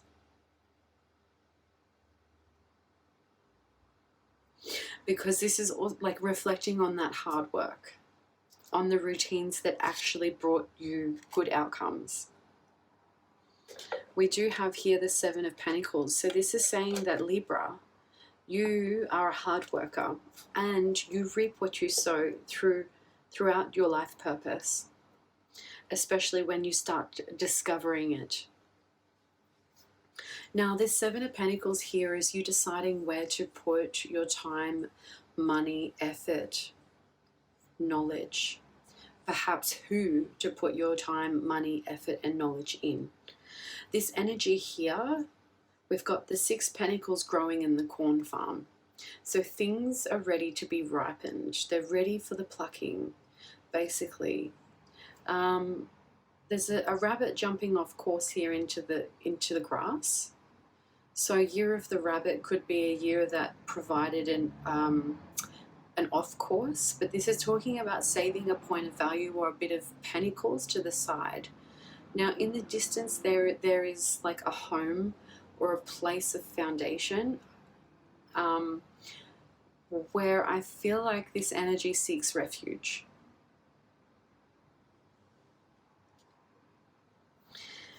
Unifying these things. So this is talking about being acknowledged for the work that you do and also being recommended by others for the good work that you do. So this is like being this energy is being recommended by word of mouth. And this too, so reviewing those past values. This is talking about, so, you know, whether there were 3 industries you worked in or 3 clients you worked with, Spirit's saying there are 3 points of value to draw from that if you're getting into directing people or becoming a trainer, because that's, I feel like Spirit's saying that's really critical to the way that you deliver to your student. What we've got here is intuition, and accessing intuition is through the feminine means. So this feminine and creativity are tied, but we're working in the 6th house on the daily. So this is, okay, so I feel like Spirit's pointing out here where you applied yourself well, where you had no experience, you applied intuition. That is where your raw talent is, and those are the situations where you need to draw value from. Excuse me. The High Priest is here. When you use your intuition, you know when you're in your intuition because you get this overwhelming feeling of happiness, of home, of connected to being family. So this also draws me back to that self-appearance, referring to that same place and time. But instead of going back in time, there's connecting through intuition because everything's up. Everything is accessible, past, present, and future through intuition. So knowing that you're there is when you feel this energy. There is also a sense of when you start using your intuition, I say that this is like having multiple epiphanies. So these are concepts and idealisms coming apart. So once we once thought of is now not. So this is like having that oversight energy. You know, what didn't work for you probably won't work for someone else in that environment with all that tension, with the storm having chaos, you know. So that's like keeping that in mind as a trainer, to be mindful of setting your environment before bringing your student into it. So this is like, you know, don't set your student up to fail essentially, and you want to work with your students' intuition and their points of happiness, because that's when you're going to get the best out of them. This is true reflecting when you worked with your intuition and got the best out of it. This is working on the fly, that type of energy. So knowing that when we use our intuition, we have to peel away illusions. And we have to work on, so this page is holding the pentacles is here. And he's talking about the value of money and the value of manifesting money. Because the idea of that may need to transform. What is being a misguided truth is that a Knight of Swords charging into the future is talking about really fast action that was like misguided. And this was talking about energy that had no sort of landing post. They didn't really know where they were going or where to stand, so to speak, before they made action. So this is talking about in divine timing, this person, or this could be the student that you deal with. You could be dealing with students who, you know, who are unsure, especially those who have money and they want to put their money in valuing their skills, especially through the direction of you, Libra. This is talking about clarifying mistruths with regards to rushing forward where no foundations were laid. So this is talking about setting those guidepost rules before working with students. So this is like a terms and conditions type of energy, because this is finding that balance between emotions and the tangible. Is where the angels lie, and that's where your connection is to producing, to finding that production and then directing that through other people. If you haven't walked it yourself, you have to understand it at least to teach it. Angels have never lived on earth before, though they have guiding powers to help us, although they also need permission. Everything on earth needs consent. It needs to give and accept consent. So it's the same with those energies in the spiritual form operating from this earth boundary. They need consent. Knight of Wands is like someone kind of like refusing to take action or refusing to step forward, because this is like they're holding on to something that's really valuable to them and they're not sure. They're not sure because it's like they know that what they hold in value is the Ten of Pentacles. It's legacy, it's fundamental happiness over time, and it's to be shared with the family, to be shared with alls. It's governed by loyalty here with the dog. And this, I just heard 7-year cycles for some reason. Now, in order for this to happen, the guard is coming off and away. And the Queen of Wands comes through, confidence. So when the guard comes down, the confidence comes out. This Queen of Wands is like disregarding the Page of Cups in reverse. So the Queen of Wands disregards curiosity and intuition, because the Queen of Wands is really focused on the confidence. Interesting. So this Queen of Wands is like really earthly, I'm getting, because there's no water here. Earth and fire. Capricorn, Taurus, Virgo, Aries, Leo, Sagittarius.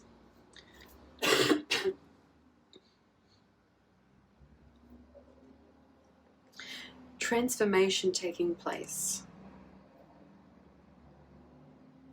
This is governed by law and regarded through religion. Everything runs on time, as reflected in the sands of time through the glass watch, you know. So, okay, as a trainer, you're having to pull people through these moments of stress. So if you think about a personal trainer at the gym, this is someone having to work with someone's mind so that they can govern their body to get through overdrive, you know, to get through those pinpoints, because that's where the transformation is. That's where the change occurs. So as a trainer and the creative director, it's bringing them to that point and helping them over through those points of tension. And this is using the means of home and family, just the way that you've discovered, I feel, in your journey.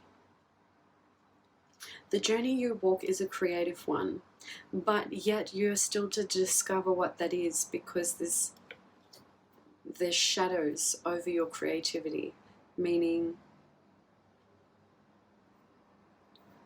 focus on home is probably primarily a focus before creativity.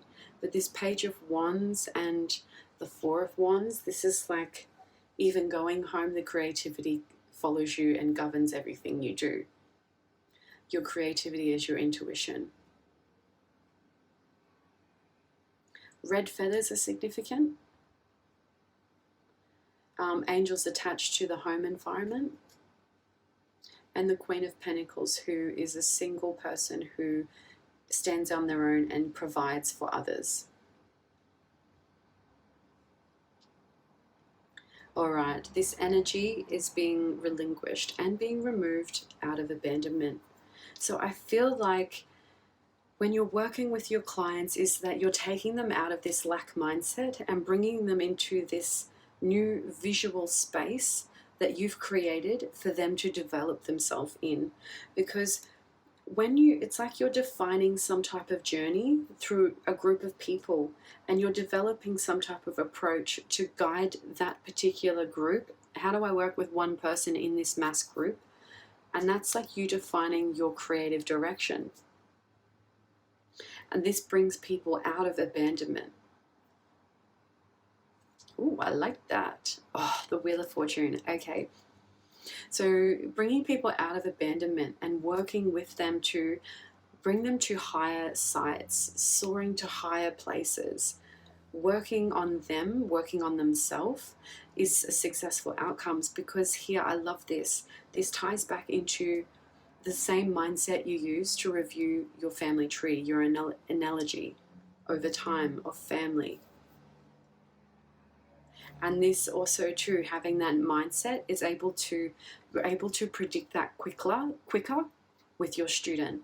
So you can already see the journey that they're on, and you can help guide them to that journey a little bit quicker, because you know who they are and you know where they're trying to get to, and you know how to work with them.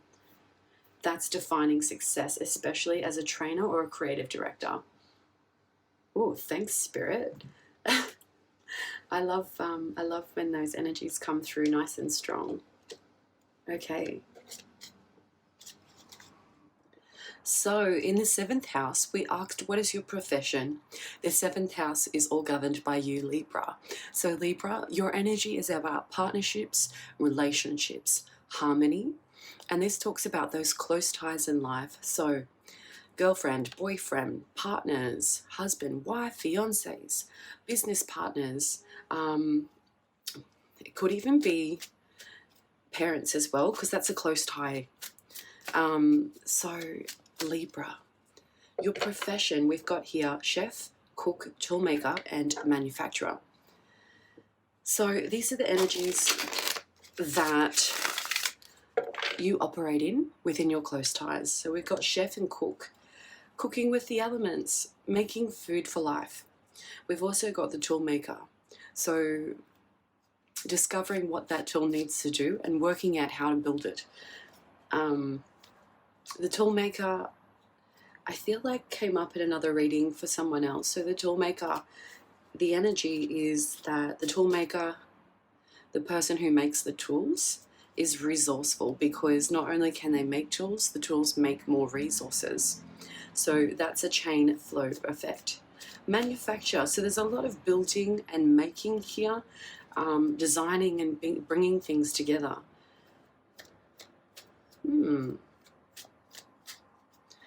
A lot of cooking. A lot of cooking in the 7th house. All right, so Spirit, take it away. We do have, your home makes me feel comfortable and I want to stay. Lock and key. So this energy gives me the feeling of course, you should be safe at home. Yes, but being too safe at home means that, are we exploring beyond our boundaries, beyond our comfort zone? So there's that energy there. Let's see what this is. The Emperor. Okay. So you're showing up as the Emperor, Libra.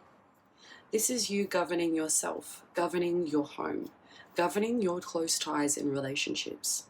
There's a sense that you show up strong, sure, assertive. But there's always a sense of power that comes from you. And when I say power, Spirit's drawn me to the boot. So this is drawing energy from the feet. This Emperor is so strong because this Emperor is grounded. I'm getting bothered, but not egotistic. So this frown here,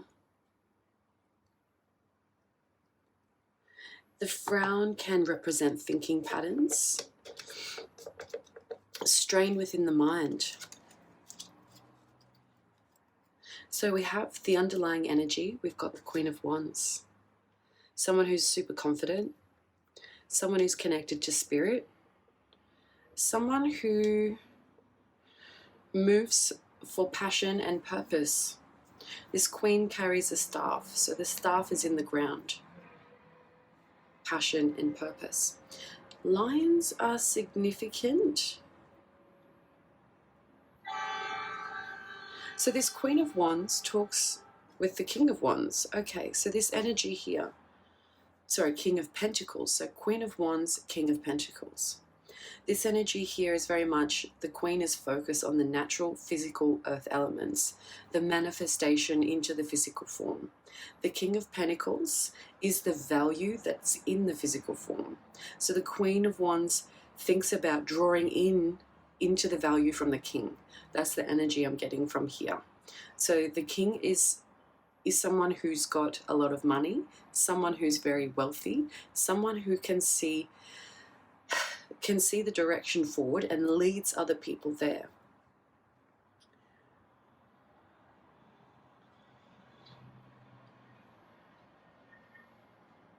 I feel like this value goes unnoticed quite often from people, because the King of Pentacles throne is kind of contrasted into black, which means, like, even though black is a very heavy, dense color, it's not a color, it's a shade, but I feel like the value is unseen by others when this King's Pentacles value comes through to the Queen.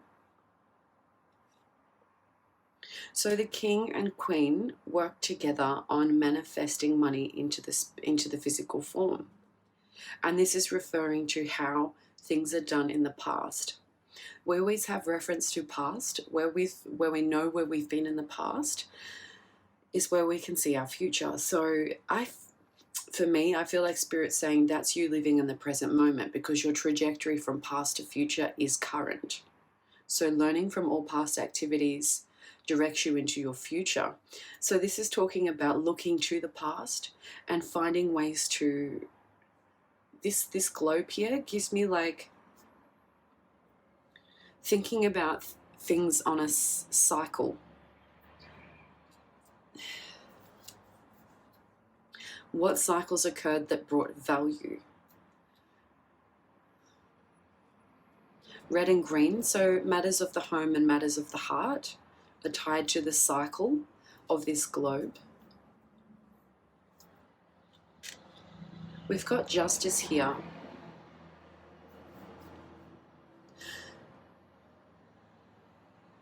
I love that. So Libra, you're showing up in your own justice card, meaning that you bring balance to your partnerships and relationships.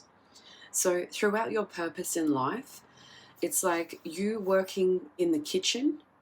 The concept of you working in the kitchen is the concept of how you work with your close ties. So there's a lot of preparing, transforming, and serving.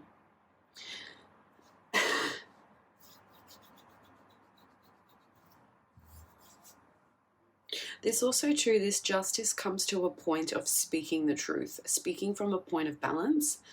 We've got the two pillars here. So left and right being balanced from past, present into future.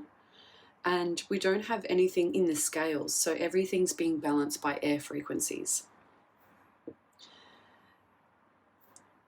It's justice by communication.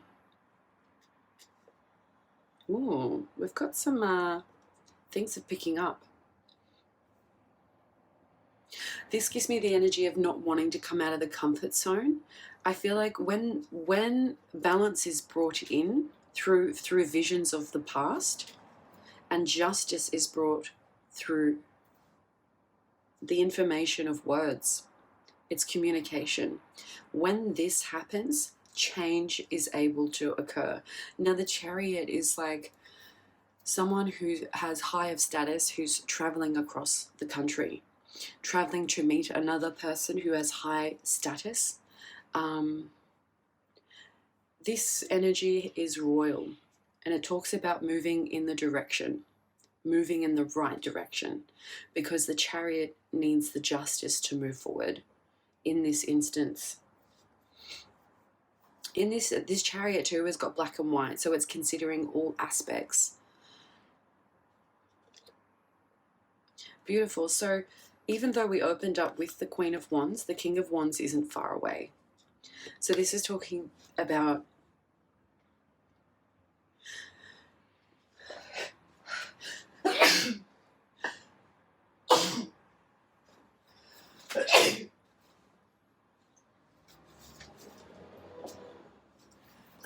excuse me. King of Wands looks to the past, and this is where the frown comes from through the Emperor, because the Emperor's vision is the King of Wands scoping out the past.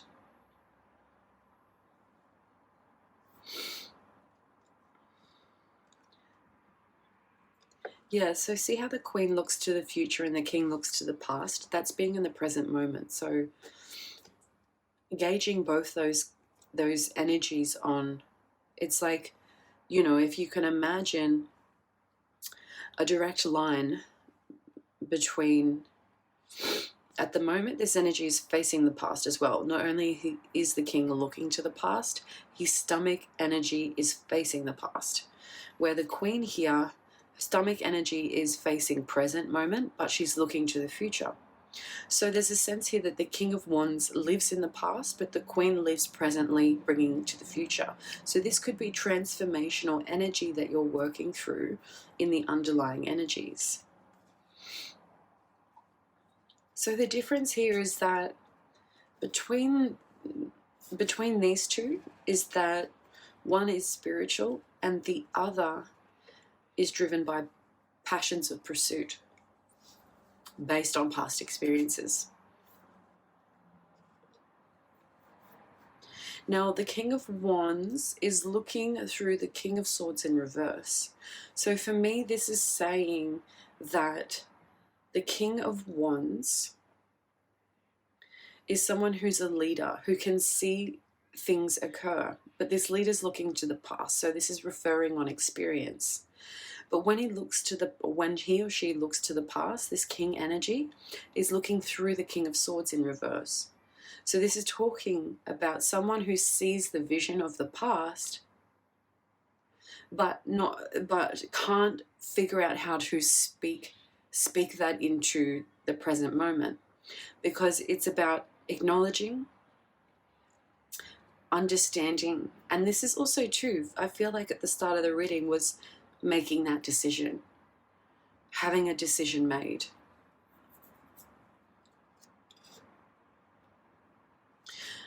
Because without speaking about something here, it's like, it feels like someone has a missed opportunity. That's how it feels. And it feels all the hard work that's gone in will be missed. And it's like the hard work that's gone in will be missed for the success that was promised.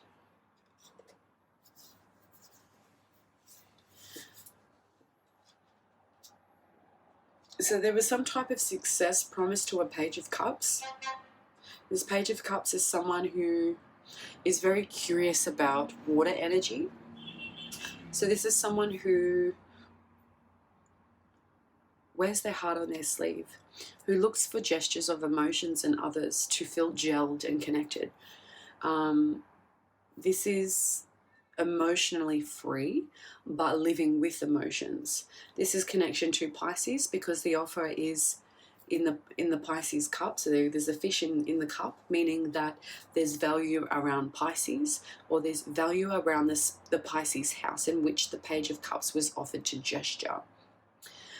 So this page could have been given, or is going to give the go-ahead with regards to the 12th house. So this is, you know, someone having to sacrifice something to make something happen. This is talking about karma, the cause and effect. This is also the hidden strength, you know, that dark horse energy. This is psychic energy, connection to spirit. And this is also hidden enemies. So that's working with all of that energy. Yeah, working with all of that energy in the Pisces house. Okay, so I just feel like Spirit drawn me into a connection across the board. What we've got here is that I feel like Spirit saying when you get to your 7th house, when you have these realizations, you governing the Emperor, it's like this is you connecting in with, because the Emperor's head is actually, the crown tip point is in alignment with the Pisces house. So this is aligning the mind, justifying the communication that the mind receives from the Pisces house. So this, interesting. I feel like Spirit's communicating you through symbols and through people, like through offers. Or others are feeling that energy from you. This energy is being very certain about what you're doing and how you're working. There's also an energy of needing to move away from what you're doing and how you're working. And that's where the reflection process comes in. So it's like this here felt like for me that we started on the high end of the sweets, and then we sort of trickled down into finding what was balanced through justice and through movement. And this energy is like referring to what worked and what didn't. And moving, this energy is moving away from being blindsided. So the Emperor is on his throne now because he can see above all. And I feel like this frown here is that seeing above all is seeing everything. So there's also a sense that either things are so bright that you're having to squint to see through the light when this blindfold comes off, or that it's that you're still making decisions about what you're seeing. The High Priestess, love this energy. This is someone who's psychic. This is someone who connects to the other side. Highly intuitive, uses all the senses, has a 6th sense. But this is someone who connects into the subconscious, meaning the dream state, the trance state. This is someone who is responsible for the delivery of messages. The High Priestess, the Spirit's giving me this and this energy. We choose who we become. And when we choose who we become, that is when we are. So, meaning that's you choose who you become and then you become it, is being it. And when you be it, it's that's when you receive your gift, so to speak. When you start doing it, this is when things start opening up. Your intuition, the mind, the information, the connection.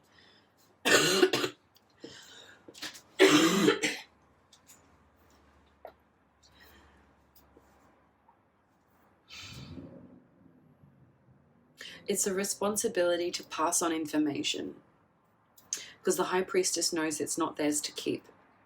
They are the communicator, the translator, the informer. Now, the High Priestess, this energy is working through all past karmic energies, all secrets, undoing the self from any type of pain that has been conflicted by anybody else's. This is understanding that the High Priestess also too has walked the path of the dark, not by choice. The High Priestess understands the dark because the High Priestess isn't afraid of the dark. So when you learn to maneuver the negativity into positivity, we work from positivity. So this is finding nurturing in those places where couldn't be sought before. Exactly. Yeah.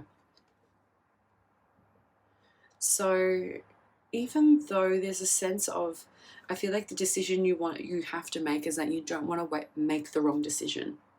But Libra, when you leave this stress away from your mind, it's okay to be vulnerable, and it's okay to come into the subconscious. It's okay to be confused, and it's okay not to be celebrated. And what the Emperor realizes, that the Wheel of Fortune is constantly turning. So this is about making the move at the right time. When is the right time to celebrate? I'm gonna pull, like, is there any like love messages for Libra in this house? Yes. All right, so this one hit the ground, and we've got two. So we've got here, be honest, heart-to-heart conversations are necessary. It is safe for you to talk about your feelings. And we've got here, express your love. It is important to let people know that you love them and you have nothing to lose. Okay. So that's...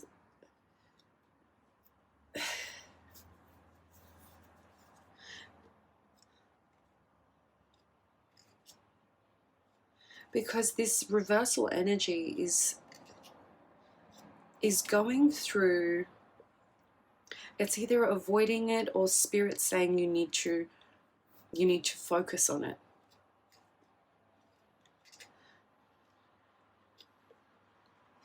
So where the worry is that it's connected to vulnerability, and vulnerability of the trance state, the dream state.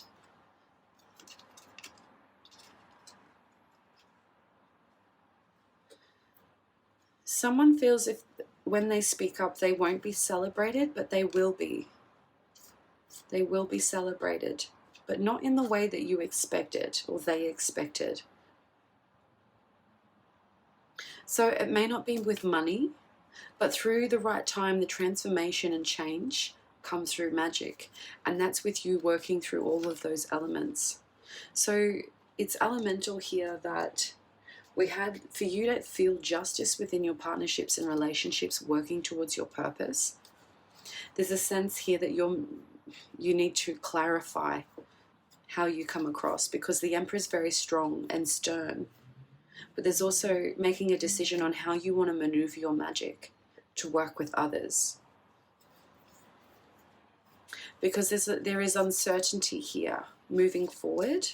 And this talks about too having to heal some relationships as well, because there's authority here with the Emperor. So, okay.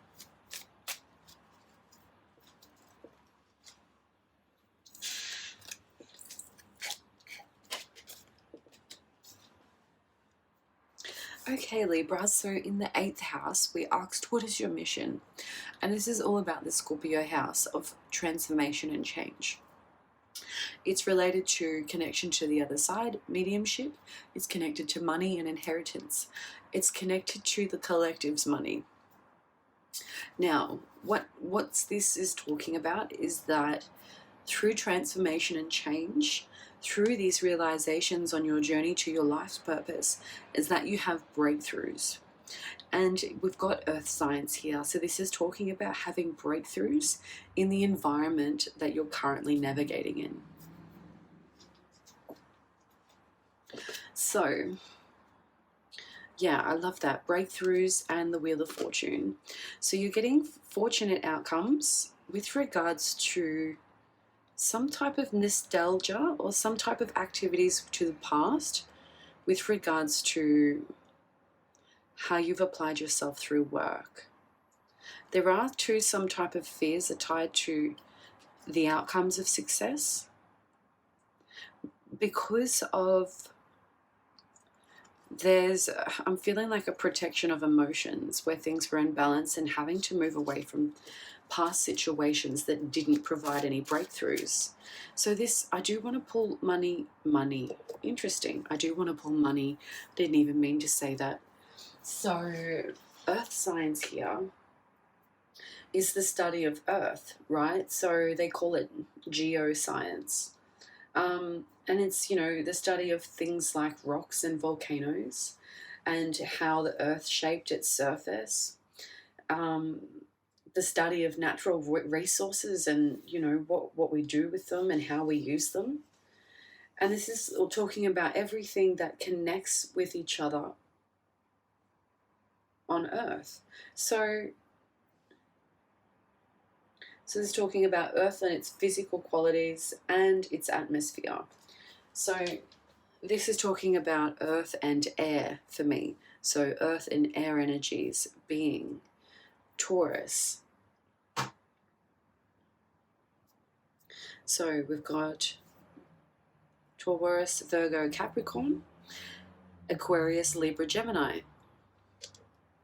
So having breakthroughs in the environment of earth. So breaking that down, earth could also be having breakthroughs with regards to, we've got ideas is what I was going to say, the Empress. Yeah, things nurturing. Oh, nice. Okay, so we've got breakthroughs and earth signs with the Empress showing up. And that's super beautiful energy because the Empress is all about the nourishment of earth, the nurturing of the environment, her environment, the people's environment, the earth's environment. This Empress knows how to live productively without lifting a finger, so to speak. This Empress knows that whatever she needs, he needs, they know where to find it. This person's really relaxed, also looking to the past, but the past is providing fruit, growth, product. And these are all from the physical form, so earth and air. I love that, having breakthroughs. Transformation and breakthroughs. So the underlying energy here is that even though the Empress knows and looks quite rather unbothered, but is in a sense waiting. There's a waiting essence here. And the underlying energy is that there's been too many burdens carried. Too many burdens with regards to aligning someone, yourself, whoever, but this energy is aligning too many burdens to align to future. And this energy is like lifting from the ground up.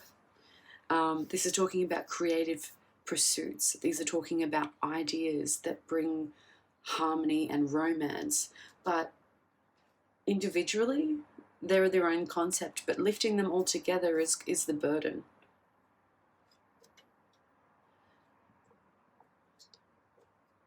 So what I feel like here is I just seen the crops being harvested and then being transferred.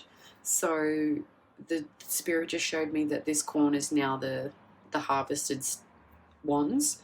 So this means that this is like sorting through all work in the past, all the different options, all the different outlets that provide value, that provide growth, that provide actual means of success. But that's what the burden is having to sort through all of these outlets. And the spirit saying this is very manual because it's showing me to, harvesting by hand rather than using machinery. So interesting enough, because we've got manufacture here and the tool maker. So there's a sense that you of realizing something, that while you go through this burden of pulling out all these things that you value, that's when the breakthrough occurs. Wow. So it's like your 7th and 8th house energy is combined, because you've got the Emperor, which is like the boss, the divine masculine, and then you've got the Empress, which is the divine feminine. So your 7th and 8th house are tied together. So what this is saying is that you're transforming either yourself or someone else within your partnerships and relationships, because of the things that you develop through your burdens. So this is that energy. This is sorting through, how do I find this value so that I never have to go back to feeling left out, feeling forgotten, feeling unknown, uncared for. You know, this Queen of Pentacles comes in, and this is someone who's holding this valuable pentacle. Cows are significant, and the year of the rabbit. But this pentacle here, this Queen's holding, I feel like this feminine saying, here's the support. You only need one. Let's see what you can do. And this Page of Wands is looking at the past. I feel like this page has moved on to the gesture from the Queen's words, because this is like, I'm looking for that value now, and that's a spark of passion. So this energy, again, drawing from the feet. This is a confident gesture, and it's feeling as though the way is certain.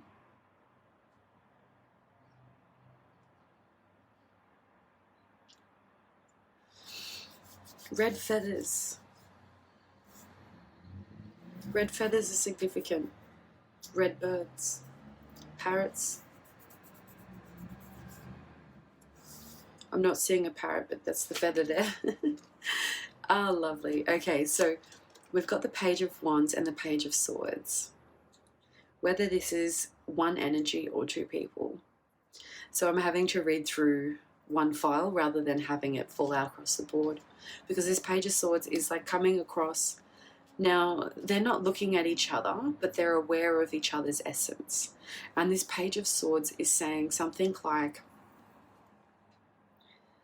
hey, I've got the information you need. What are we going to do? Because this is an energy of action as well. And this is energy of speaking in fast action.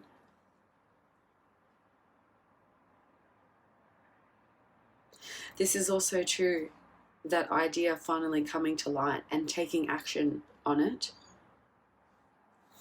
I love that you got the Magician twice. So through your divine masculine energy, you're operating through the Magician. And through your divine feminine energy, you're operating through the Magician. That is like, that feels really powerful. Something about reams are important here.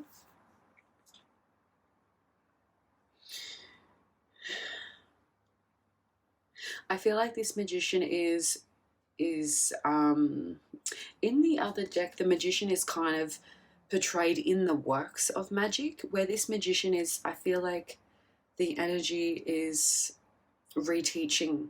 So it's like showing an example of how magic works. But that's the energy I'm getting from this. It's not in the works, it's been done. We know it works, you know it works, and now it's being taught. That's that energy I'm getting from it. So it's like your mind reviews partnerships and relationships and then comes out through change and breakthroughs based on burdens.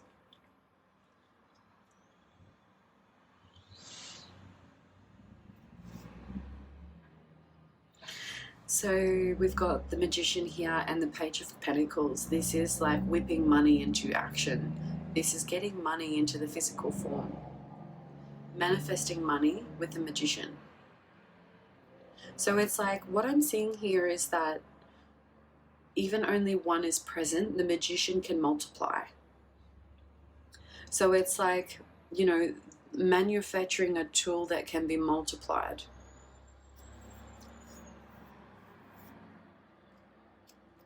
Whoa, the breakthrough, shock. Wow. So there's an idea that you have, Libra, that when you realize you have this idea, you take fast action into bringing it together. It actually, because it brings you money. And I did say money at the start of this. And when you have this realization, you're like, holy,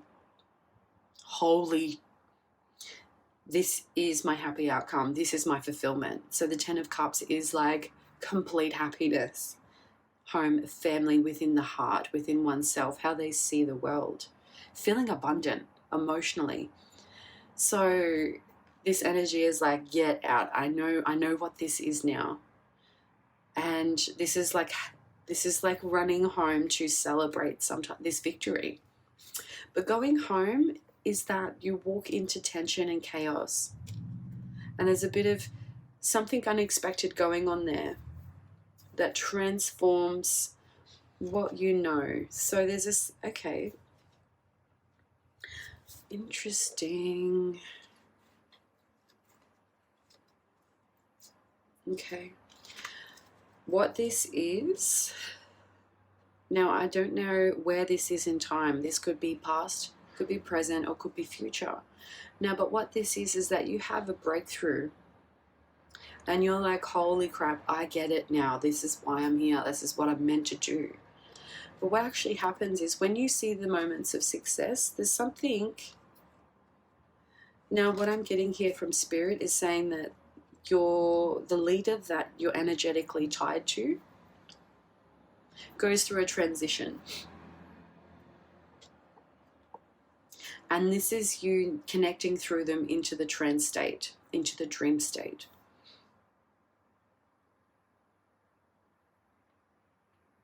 I am getting here for someone to connect to them in the dream state. They're needing to, this is someone going through layers of dimensions, or like someone traveling through checkpoints to get to where they are.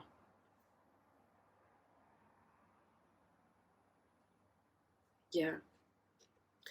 Okay, so strength here. Absolute strength. Leo, creativity. There's success here with the sun.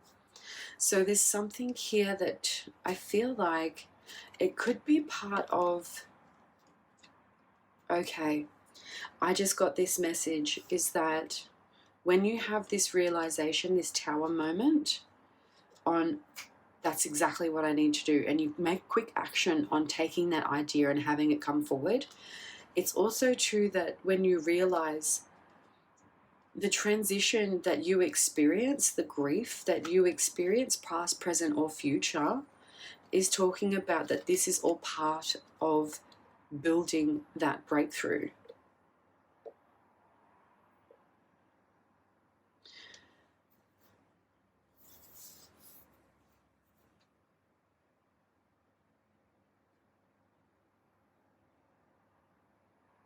There is only room for those to guide, and when we all elevate and escalate, that room is made for us. So that strength there is being known and being balanced through yourself and how you deliver your energy and your strength through others.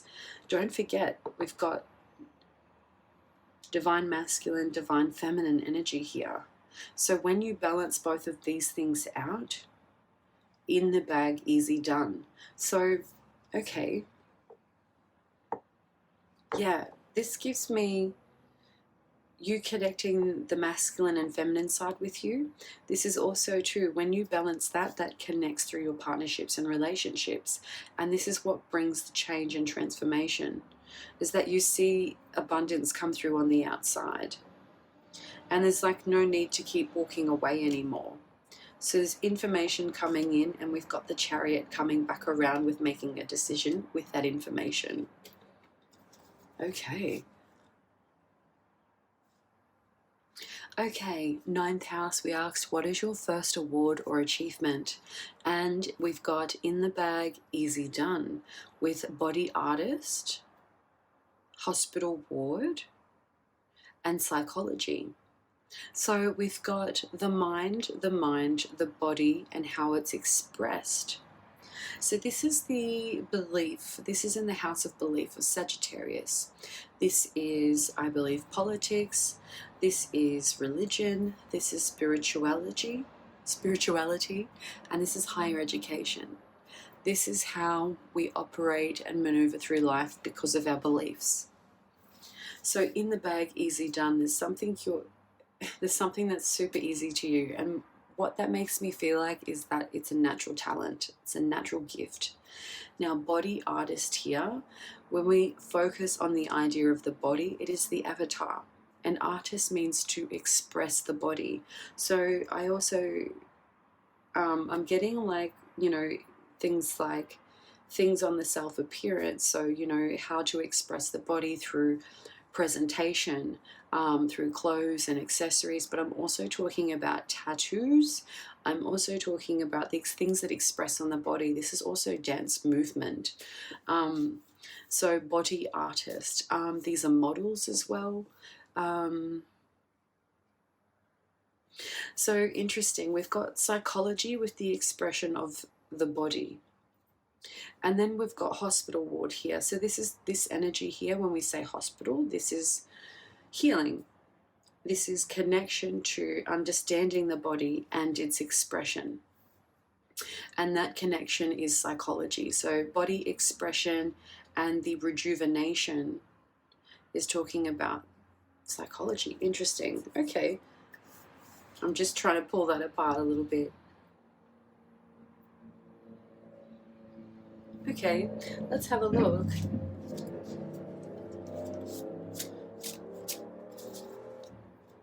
I feel like motorbikes these days are the chariots, especially throughout the reading. So we had the chariot come through twice on the underlying energy, both the 7th and the 8th house.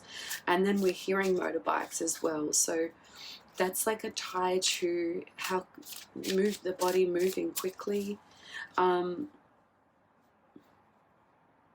Oh, okay.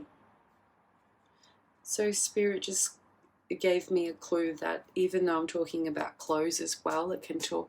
This is also talking about like cars, bikes. So in the bag, easy done. We've got body artist, hospital ward, and psychology. Behold the motorbike. Okay, so what we've got here is that there is a worry that things will take too long. But there's also true, with the card facing this way, I feel like Spirit's saying Libra has the qualities to be able to run directly, to be able to hit the target, to be able to meet the bike regardless. Now, so it's saying Spirit believes in you and there's some type of magical law that you're tied to. Now, what we've got here is that there's stress, worry, and things on the mind that keep you or someone else up at night with regards to beliefs, the body, how it's expressed. Now, psychology is like when we see psi, this is like everything in as it's alluded to or can be alluded to. So it's kind of operating in a transformative state, meaning that nothing's straightforward, but it can be this. So the 9 of Swords comes up. This is worry, staying up at night, not being able to sleep. All this energy here of the crows fluttering above one pillow, is saying, okay, once again, there's no swords here. So nothing is being currently said or nothing is currently causing any pain. Nothing is currently causing any strain. It's just a worry of the mind. So this black feathers above the head is also to an illusionary state. So it's magic and lore. This can give me like spiritual warfare. So the 9 of Swords is that card for me, 9 and 10 of Swords, because this is like worrying about how it's affecting you, being affected by something. So this is also like taking a step back and seeing things from another perspective, because it's like once one breakthrough happens, it's like you're able to sit back a little bit like the Emperor, but this time it's like you can be a bit more playful because you're balancing both feminine and masculine energies. So you're happy to linger in between and speculate on what those things are that brings that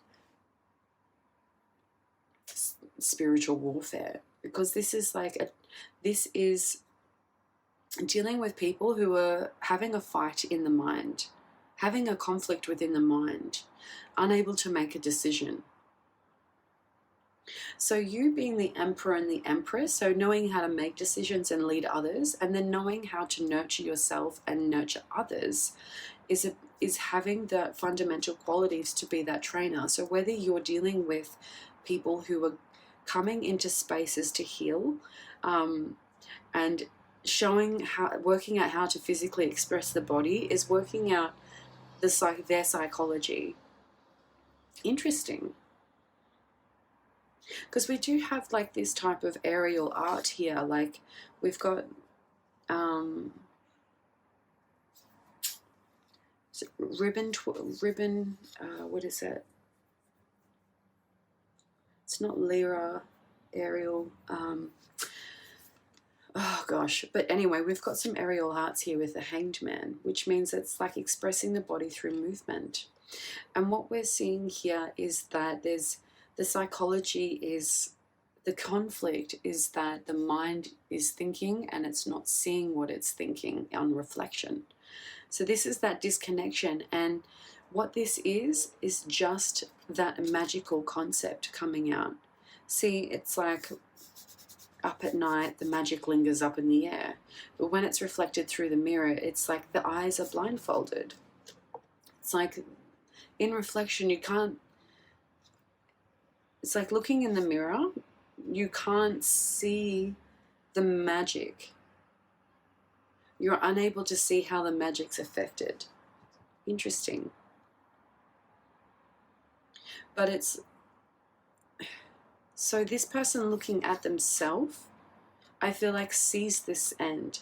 But because we're seeing it from another angle, we can see what's going on. Because this picture is painted from above the two. It's not looking across one shoulder. So this is getting an oversight. Queen of Pentacles comes in. There's a lot of money around magic in this particular energy. Connection to blue. So someone's seeing something and not communicating it.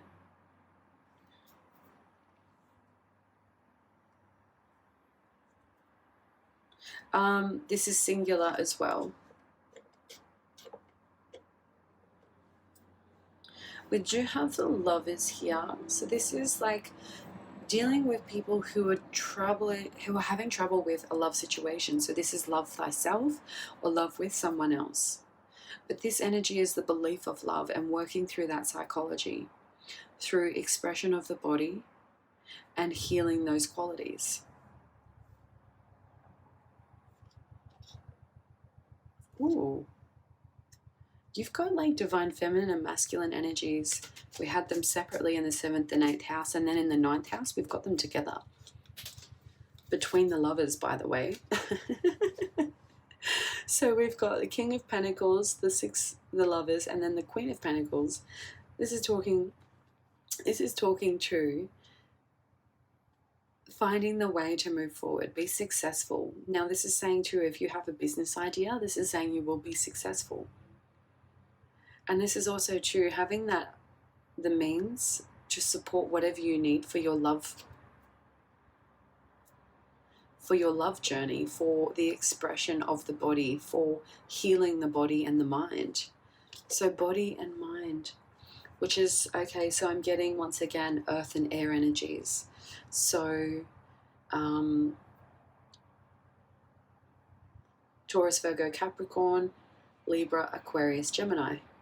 Page of Swords is, this energy gives me a feeling of celebration, because this is one celebrating and being free and also connected to communicating their creativity. This is someone who wears success on their chest, meaning that they express value, they express wisdom, and while they do that, they feel set free by being it, by doing it. Page of Wands, that's the energy there. This is being freed by an idea, being freed by expressing that energy and celebrating it. There is a worry about fame here. This is my fame card. And there's a worry about the idea of fame, becoming famous or having to conquer recognition, but there's nothing to worry about, because there's like, you've got the Sun card here, that's success again. This is intergenerational success too, so this connects to creating that legacy for children, because child is inspired by the mother's creativity. So yeah, there's something too about working through fears of success, and this is like deciding on how much you think you should value in life, meaning if you believe you value yourself, your environment will be reflected. And this is coming off guard with regards to ties to fears, and this is taking that leap of faith. This card always ties me to the geometrical circles, so this is connecting the dots, finding your points of value and how do they connect together? How does the whole piece come together? Because there's taking a leap of faith while not feeling peace, and that's connecting to that healing energy.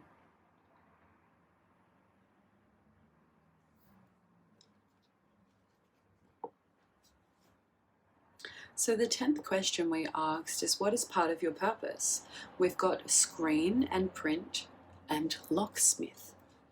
So the 10th house is all about Capricorn, part of your life's purpose, the plan that's been laid out for you the whole time, what you're recognized for in life, how people honor you, your career, or what makes you famous. So this is the structure of those things. So the 10th house, part of your purpose.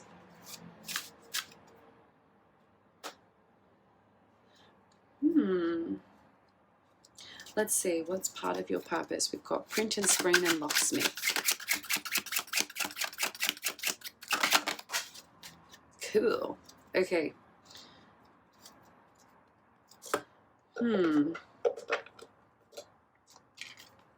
All right, the 3 of Wands. Your purpose involves bringing 3 together. And it's in the Wands energy, an idea, inspired action, and confidence. An idea, inspired action, and confidence. This is also too waiting for ships or an offer to come in, waiting for the arrival.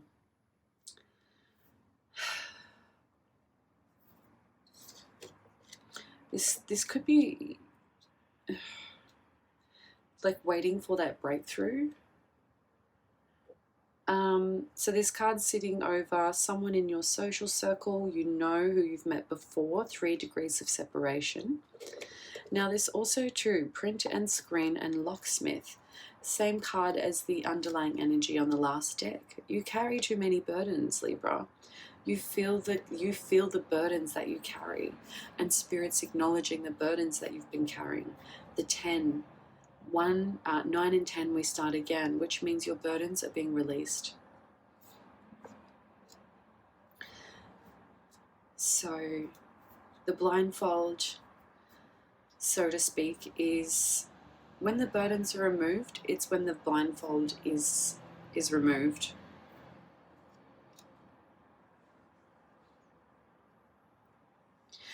Because what's waiting for you when the blindfold is removed is successful outcomes. So I think I felt the energy before. It's like when the blindfold comes off, the sun's super bright, because it's like it's like your eyes have been covered, or someone's eyes have been covered the whole time, that they're not accustomed to the light anymore. not anymore, but there's that, I have to adjust, it's so bright.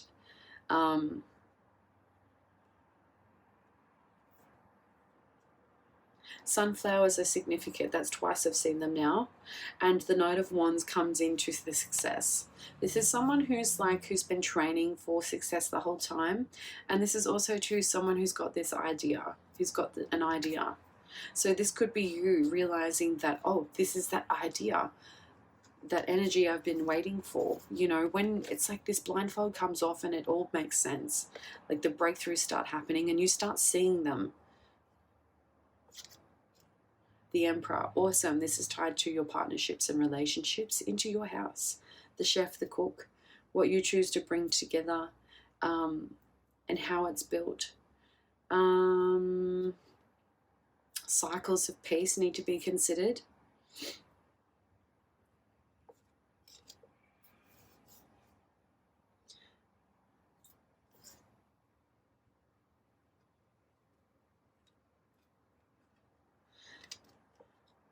Okay, this is inspired action towards success, and this is finding an idea, or this is holding the idea and holding it up, giving it balance, because there's something here that needs to be governed, to be delivered, to be worked on, because you've got tool manufacturer and you're working with people and mass people as well.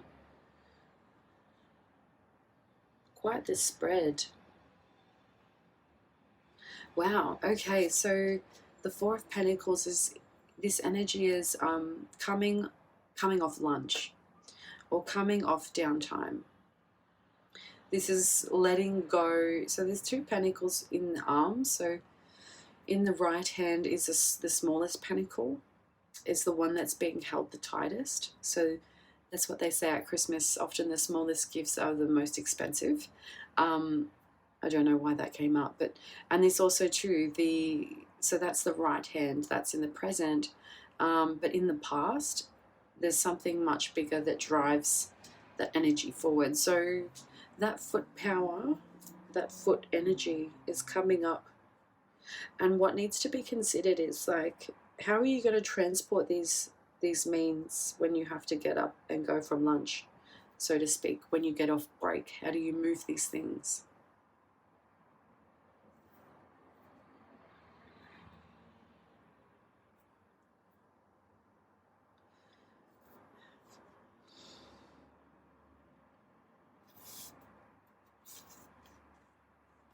Justice. Okay. I feel like for you, Libra, to get to your purpose, it's been a rough, rocky road. But regardless of the underlying energies that you sift through, you're getting justice and good outcomes. So it's like when things are seen to be correct, when things are seen from the right perspective, that's when you get good outcomes. Eight of Wands, you've got information and news coming in left, right, and center. And the Empress again, so this is like, this could be children, this could be new love, this could be a new project. Screen and print. So screen and print, screens. So this is, you know, talking about colors and layers and printing. This is talking about expressing surfaces. And this is also talking about keeping those surfaces protected. Four of Cups. Four, nurturing four. So the qualities of four are protection, foundations, also home and family, structure. There's one cup up in the tree here.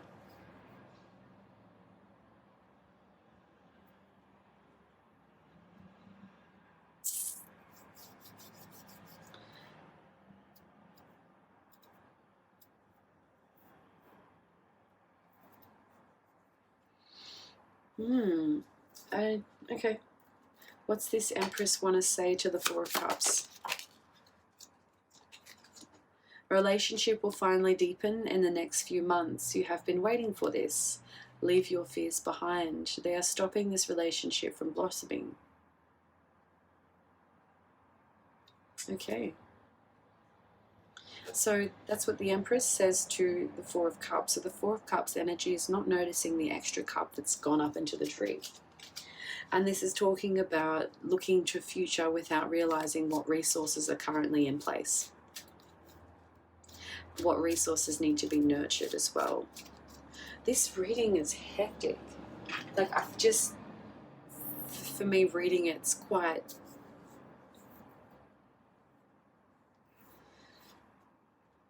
Okay.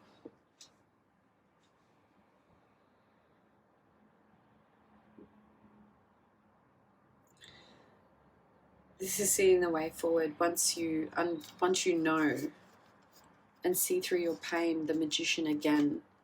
So there's been avoidance of pain here, I feel, and it's like you discovering your magic, you discovering an idea, you finding your breakthroughs. It's like I'm seeing a building of confidence here and working towards being able to offer that to others.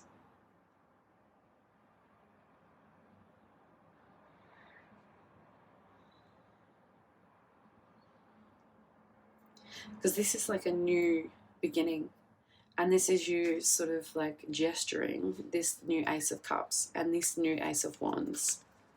So it's like you being able to take up 2 new opportunities or offer 2 opportunities to others, especially by the means of helping them take inspired action on creative ideas and helping them work through their mind, through psychology, through the means of love and in care and flow of themselves and in their environment. There's plentiful here with regards to seeing this concept coming forward and offering that as a business service or some type of purpose. It's a means of celebration. This is celebrating success, and this too is this is defending, having to defend some type of success and value and setting up guideposts to protect what you're setting up. I love that. So it's like you can't just offer all these wands and cups out willy-nilly. It's that they have to be offered in time and protected and nurtured over that time so that karma isn't generated, so that pain isn't felt. So this is like having successful outcomes to ending that pain of the past, ending pain of the past for others. But this is like bringing those new beginnings in and finding that way to balance. Wow, that's pretty powerful stuff. 3 of Wands. So balancing that inspired action, idea, and confidence. Okay, Libra, in the 11th house, we asked, what do you do on your downtime? And we've got taxi and Uber sitting in the Aquarius house. So this is all about social connection and social goals. This is about the expression of your social goals, what's your hopes and wishes, dealing with friends. But this is someone in your social circle who you've met before, and that's 3 degrees of separation. That's also tied to the 3 of Wands message. So the 10th and the 11th house are both tied for you as well. So let's see, we've got taxi and Uber. Whatever you do on your downtime is a key to understanding what's part of your purpose, because whatever you like to do, whatever you enjoy doing is actually a natural skill. And if that's a natural skill, that means that it's effortless for you. So let's see, why is taxi and Uber here in the 11th house for Libra? Downtime, taxi and Uber.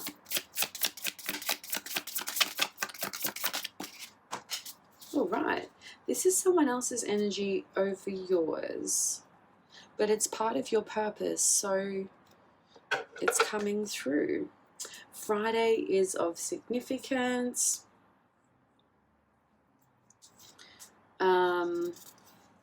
Someone else's, so someone feels vulnerable towards you, or someone's someone's feeling unsure on how to express themselves, because there's something about a Friday here and feeling vulnerable. Now the taxi and the Uber, we've got Father of Wands.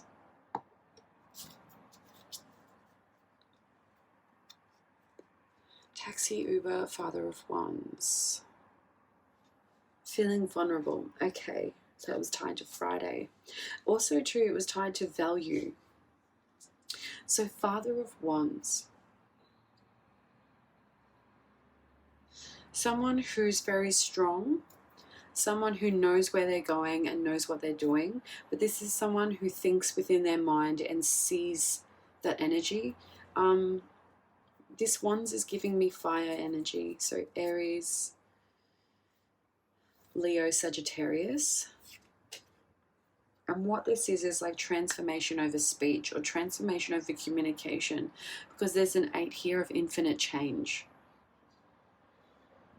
Infinite change, it could be within money transaction, or it could be in terms of transforming communication. There's infinite ways to transform that communication.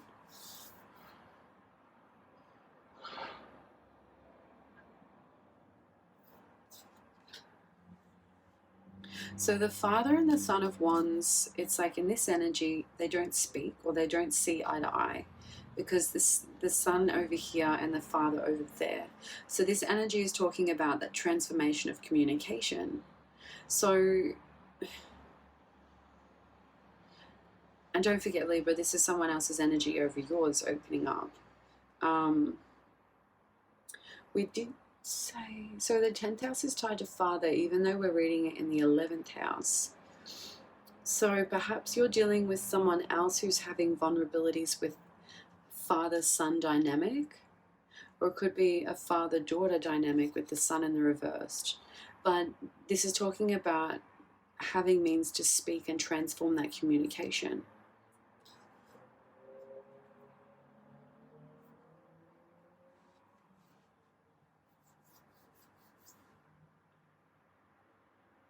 Because snakes, you know, shed their skin, they transform, they shed, they renew. And they only attack when troubled, when threatened.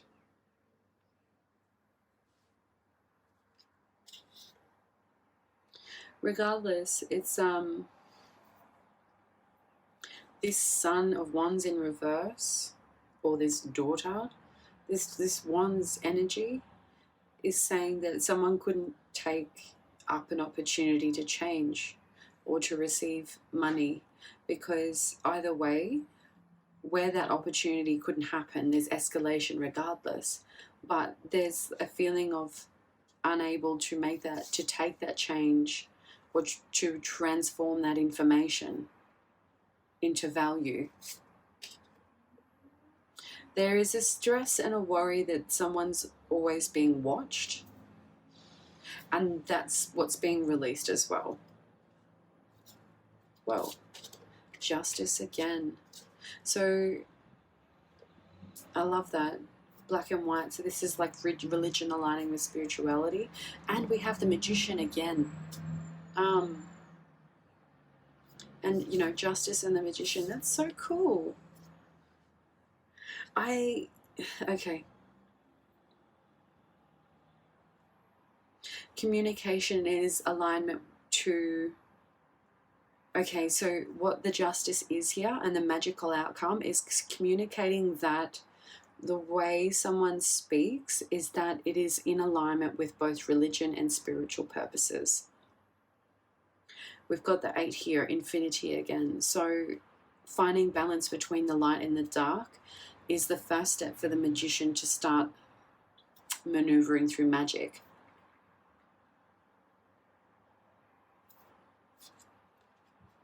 So Mother of Swords comes in, and I feel like this energy is tied to lineage, and this talks about warnings and speaking of warnings, especially when working with magic, and working with magic in places that could cause harm rather than healing, especially with regards to magic that does transformation, transmuting, translating.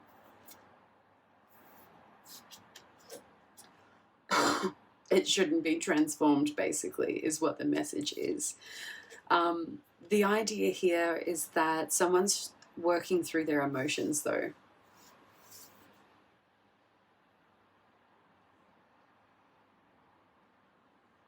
So this Daughter of Cups is like, looks gracefully gliding across the surface, but the legs are pedaling quite quickly for anyone to even see the glide of grace. So there's interesting, because that's like being unsure to transform, but knowing how much work this energy has to do underneath. People can only see the beauty or the grace on the outside, but only the person doing the work knows how much work needs to be done. And that's taking those footsteps, creating that journey to elevate the subconscious, to elevate the connection to your spiritual mind. Now, this energy is feeling vulnerable. How to move, how to transport people, how to transport three people from living into the physical world and transport them into the trance mind, the spiritual mind. And that's a social vulnerability of knowing how much work that needs to be done. We've got the Wheel of Fortune. So these are successful outcomes. Knowing how to transform vulnerabilities into strengths and working with others. What's successful here is how that's done and how the communication is transforming the network that you're connected to.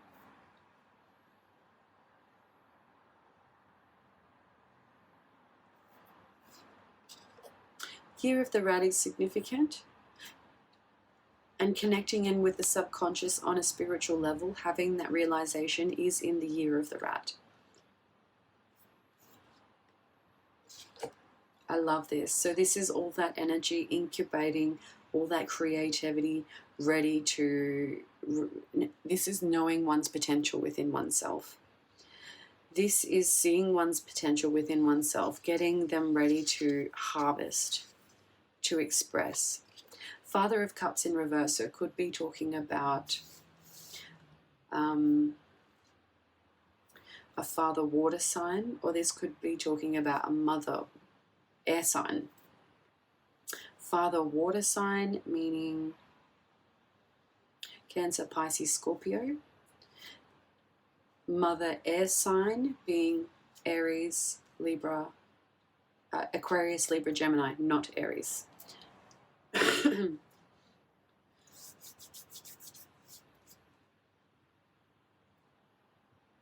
Someone else took this journey before and it hadn't occurred the way that they experienced it. And there's an uncertainty there on how to express that energy moving forward. So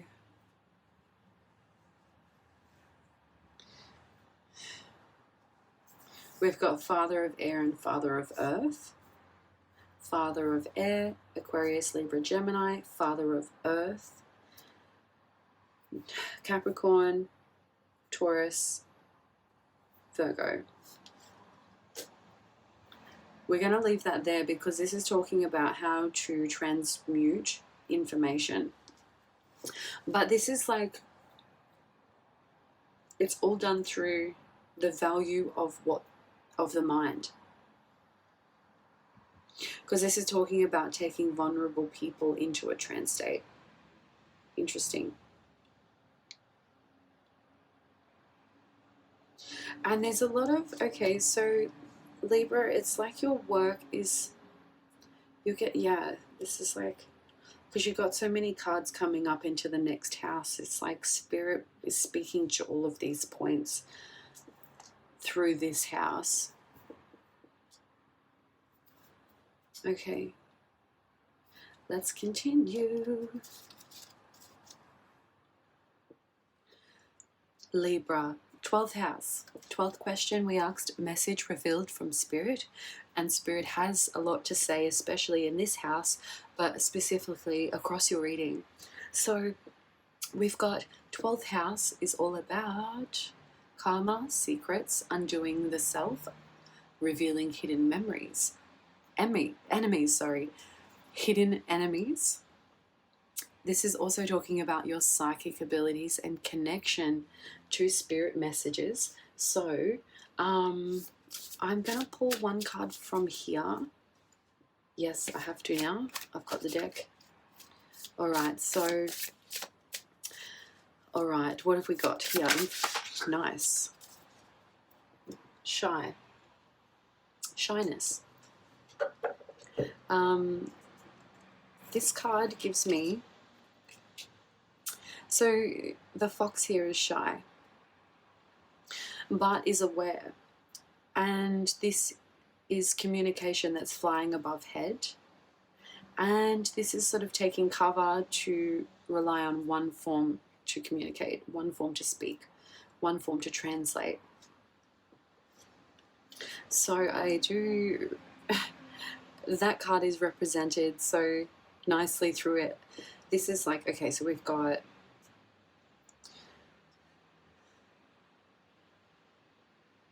okay, so I'm applying this information. So it's like the sword you're sitting on, Libra, is information, news, textile, clothes, and footwear. So it's about hearing and providing something on the physical appeal. Okay, so these other swords here are talking to these other 6 aspects. So we've got hobbies, architects, landscape, climate, forensic, how you made money previously, and fast food. So interesting. All right. What is speaking to the 6 energies on the outside?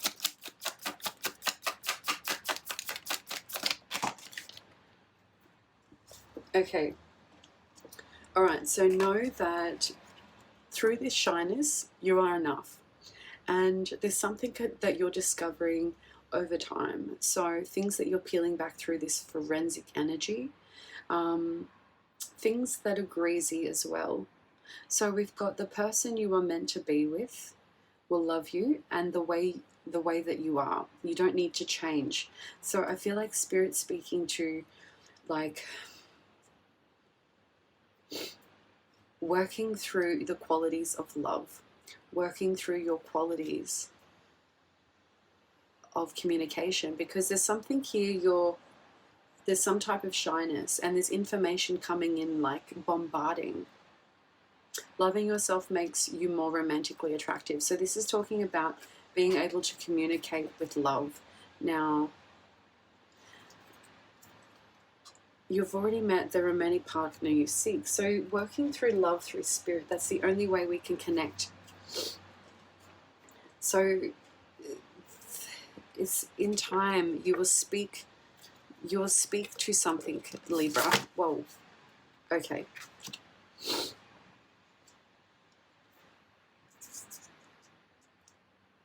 In time, you will speak to something of fears that will peel off worries. And how you do that is talking about investigating Son of Cups. So investigating the energy of being curious and using your intuition. So this is talking about developing your legacy. Now the information and news,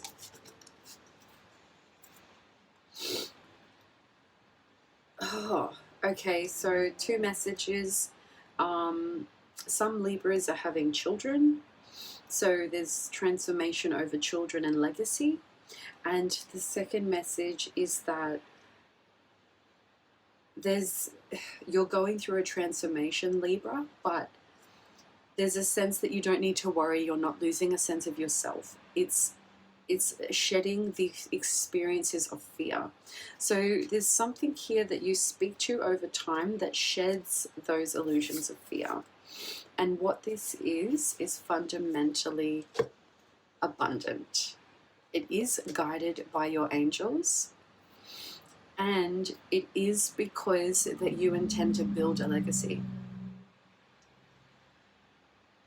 So that message is the first message, if that's not present for someone, the first message is for future in the second message. I hope that makes sense.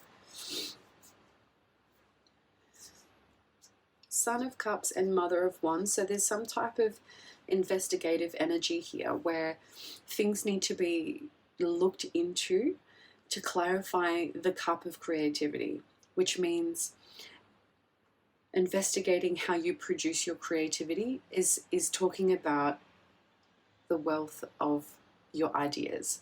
Now that's the information and the news. That ties into your hobbies.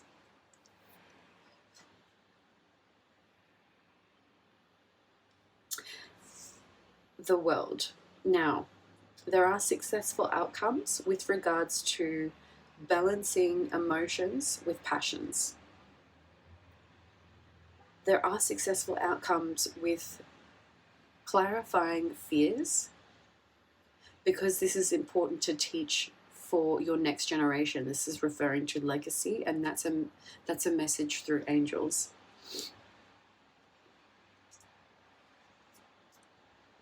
Going back to the first message, for those of you who are hearing the information of receiving a child,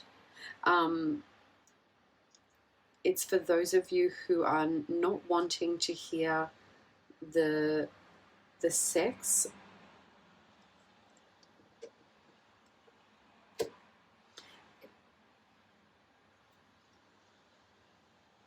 Is that, okay, so not wanting to hear the sex, knowing that this child has a focus on being able to manifest value rather than money, and that's what's transforming the legacy. So focusing on manifesting value brings money regardless. So trying to manifest money is like trying to focus on manifesting money rather than manifesting value. It brings abundance and money in all forms. So this is like seeing that whole spectrum in terms of manifesting, but there's something here that's tied to manifesting and speaking.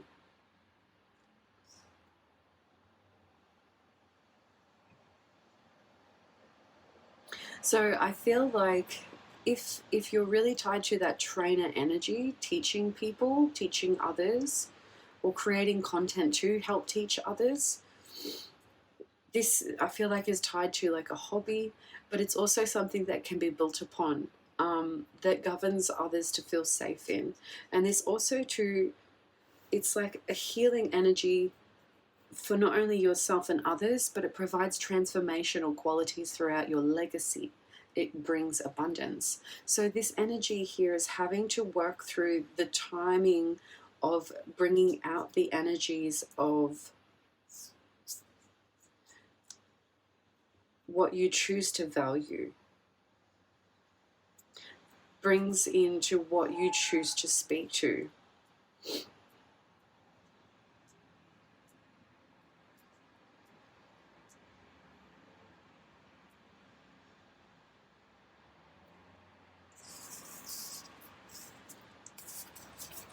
Because a lot of this energy is so, because the spirit is speaking to transforming the concepts of value, because we've got timing and fear here over the Taurus house of money. And then we've got, children coming out in the children house, but this is also governing having successful outcomes in that aspect. There is some clarifying that needs to be regarded to progressing the creativity, and spirit speaking to that by clarifying the son and mother, meaning that there's learning about son-mother dynamic with regards to Son of Cups. So Son of Cups meaning using your curiosity or using your intuition to balance emotions with regards to your creative outcomes, your creative ideas, and how you harvest those and nurture those. So that's all learnt through the mother's creativity, and through the children, through the mother and the child. So that's understanding that information with regards to creativity. So spirit wanted to speak heavily on money, on children and on creativity with regards to nurturing and mothering creativity.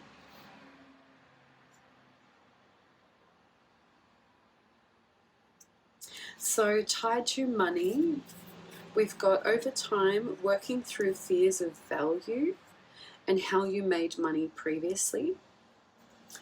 We've got childcare, loan and credit. So the currency and the value around upbringing or the bringing in of children is talking about,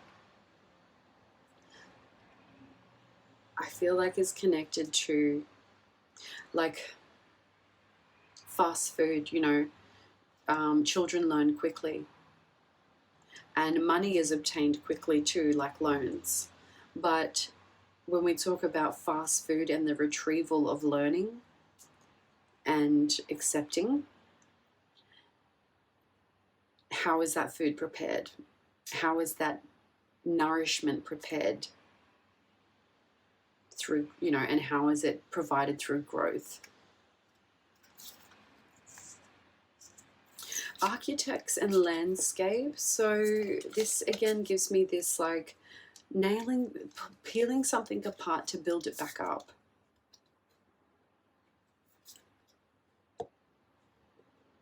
Because you're looking for the full spectrum. You're looking for the truth. You're looking for wisdom. And there's something, and it's like you have to find it in the feminine energy. So you find it through change, but not by changing yourself, but by changing a thought or perception, because this is truth around sight, seeing. And this is governing your this is governing your transition to growth, your transition to connect, your transition to let go of karmic energies, because this is the 10 of Pentacles. This is abundance. This is money. This is also like seeing money, but understanding that value had to be applied for money. So there's a concept here that value is tied down to the root, meaning home, family, where you're born, where you grew up, where you came from. The value is tied to your upbringing. And when we see that, and when we soar to see that, that's where you find your success. That is where you find your purpose. And this is connecting for you, Libra. This is connecting into karma, connecting into cycles, helping people out of those cycles.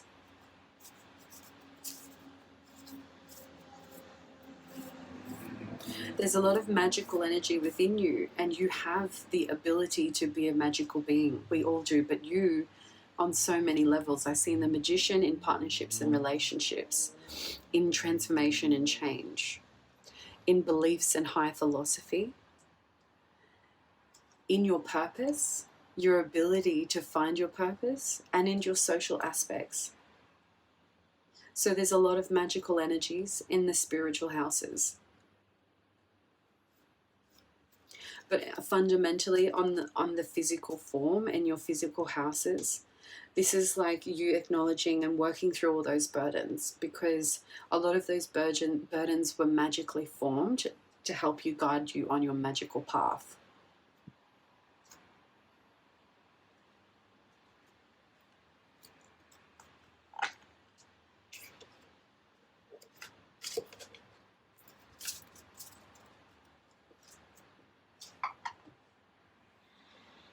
All right, so we are going to get some guidance and see what Spirit has for you today in relation to you discovering your life's purpose. So I hope you enjoyed these messages very much. I am going to use the Earth Warriors Oracle deck by Alana Fairchild. All right, so the guidance here for Libra in discovering their life's purpose. They said 2 shuffles, please.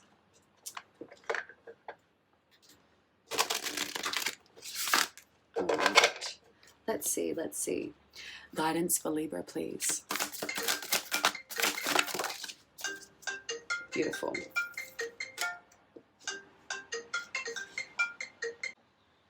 Okay, so we've got card number 12 here, Sage of Higher Knowledge. Seek what feels true, even beyond the logical. If something doesn't feel right, challenge it and dig deeper. Educate and inform yourself on matters of importance to you. Trust that your mind is strong and bright enough to do this. Enhance your self-esteem by searching for information and trusting your intuition to help you discern what is useful and true. Have faith in your mental abilities. If others have criticized you or have made you feel inadequate in understanding, cast off as if belonging to the past and not relevant to you now. You will become immune to manipulation by others who may be convincing but not necessarily accurate or helpful. Trust the power of your mind to receive and recognize the answers you need. You will find your way. So, test all opinions, advice, research, and alleged facts according to your intuition and instinct. Discern that which is helpful and that which is better casted aside, even if just for some time. Seek information and assistance from those you feel can assist you, and yet place no human advisor above the ultimate divine authority, which guides you on how to proceed through a deep inner knowing. There is always new knowledge beyond existing boundaries of thought. We simply need to be open and willing to receive it with patience, discernment, and trust in the integrating, greater guiding power. The oracle of Amuata comes to you with the guidance that an answer is coming. An important piece of information. And when you are centered in your heart, you will recognize it for what it is and know how to proceed. So the spiritual guidance here. Amuata translate as wise one or master. Excuse me. Okay, sorry Libra. The time is of the essence, so if my phone's ringing, this means that when you are in your higher knowledge state, that people will seek your knowledge as well. So you will be called for. So we'll get back to the spiritual guidance here. So translate as wise one or master, and that's in the family of the Quichua languages, in the main language family spoken within the Incan Empire. So in the Incan Empire, Amuata was an honorific title given to teachers and children of nobility. This word holds the power of reference from the past, which holds value in the present moment. Intuition and instinct are forms of spiritual intelligence, one arising from the heart and the other from the wisdom of the body. The special form of knowing are essential for living a wise and authentic life that is in tune into the love and the truth that flows through our universe. Intuition can help us know without knowing how we know, and it could show us how an accurate bird's eye view of a situation in a sudden flash of insight. Instinct can give us a stark and honest gut feeling about the intentions of another person or the real value of an opportunity.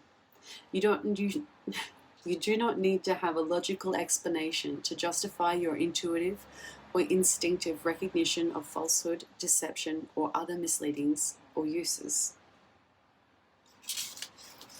especially uses of information.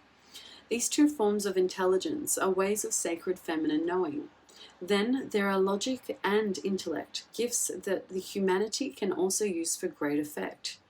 So if provided that logic and intellect are not used to cut off from a sacred feminine knowing, they play an important role in the creation of a happy, healthy, and fulfilling culture. Finding the correct information in this age, where information of varying truth and usefulness is abundant, it is importance of skills and development. We can do this with a combination of logic and intuition. And sometimes intuition and instinct will tell you that a piece of information accepted by others is not true for you. That sacred information, that feminine intelligence, recognizes truth and can guide you as to how to use it for your noble goals. The oracle of Amuata comes to you with guidance, suggesting that you can take the time to inform yourself, and you have a decision to make, to trust your instincts and your intuition above and beyond logic or other people's opinions. But do make sure that you obtain the information and the process, and that you feel it's most useful to your decision making. Amuata urges you to take care around accepting the opinion or point of view of others, even if that person has a trusted guide for a time or has many credentials. Sometimes your inner knowing shall encourage you to a different course of action, even if you have a great respect for that person offering their opinion. The universe may simply have other plans for you. If you have ever been put down, judged, or not being clever enough, or your intellect has been worshipped and encouraged at the expense of the intuitions of your heart, the oracle of Amuata comes to you with a message of healing relief. There are many ways of knowing, and we are all unique in our particular combinations of intellect, instinct, intuition, and insight. You have been created exactly as you are meant to be for the sacred purpose, and judgment for others or of others, for better or for worse, are meaningless. What matters is that you find your own best way of sensing truth, honoring when something does not feel right, and moving forward when something rings true. So find a place to relax, and relax for as long as you need. And in that time of relaxation, close your eyes and focus on your breathing, especially for several moments. And allow yourself and the power of your mind and prayer to work through at a spiritual level and beyond. Allow yourself to become empty and still and go into a deep relaxation for as long as possible and for as long that feels good for you. When you can do that, that means that you have completed your healing process. So, Libra, thank you so much for getting to the end of your reading. I hope you found this reading informative. This reading was to help you discover your life's purpose. There was a lot of heavy energy and uplifting energy. So be mindful that because you, Libra, you hold the scales, that you're aware of both the dark and the light. So that was reflected throughout this reading. Thank you so much. Give me a thumbs up if any of these messages resonated. And don't forget to subscribe if you haven't already done so. Until the next reading, Libra, may protection, light, and guidance find you with knowledge and insight. And may you be protected with love to all and harm to none. So until the next reading, bye.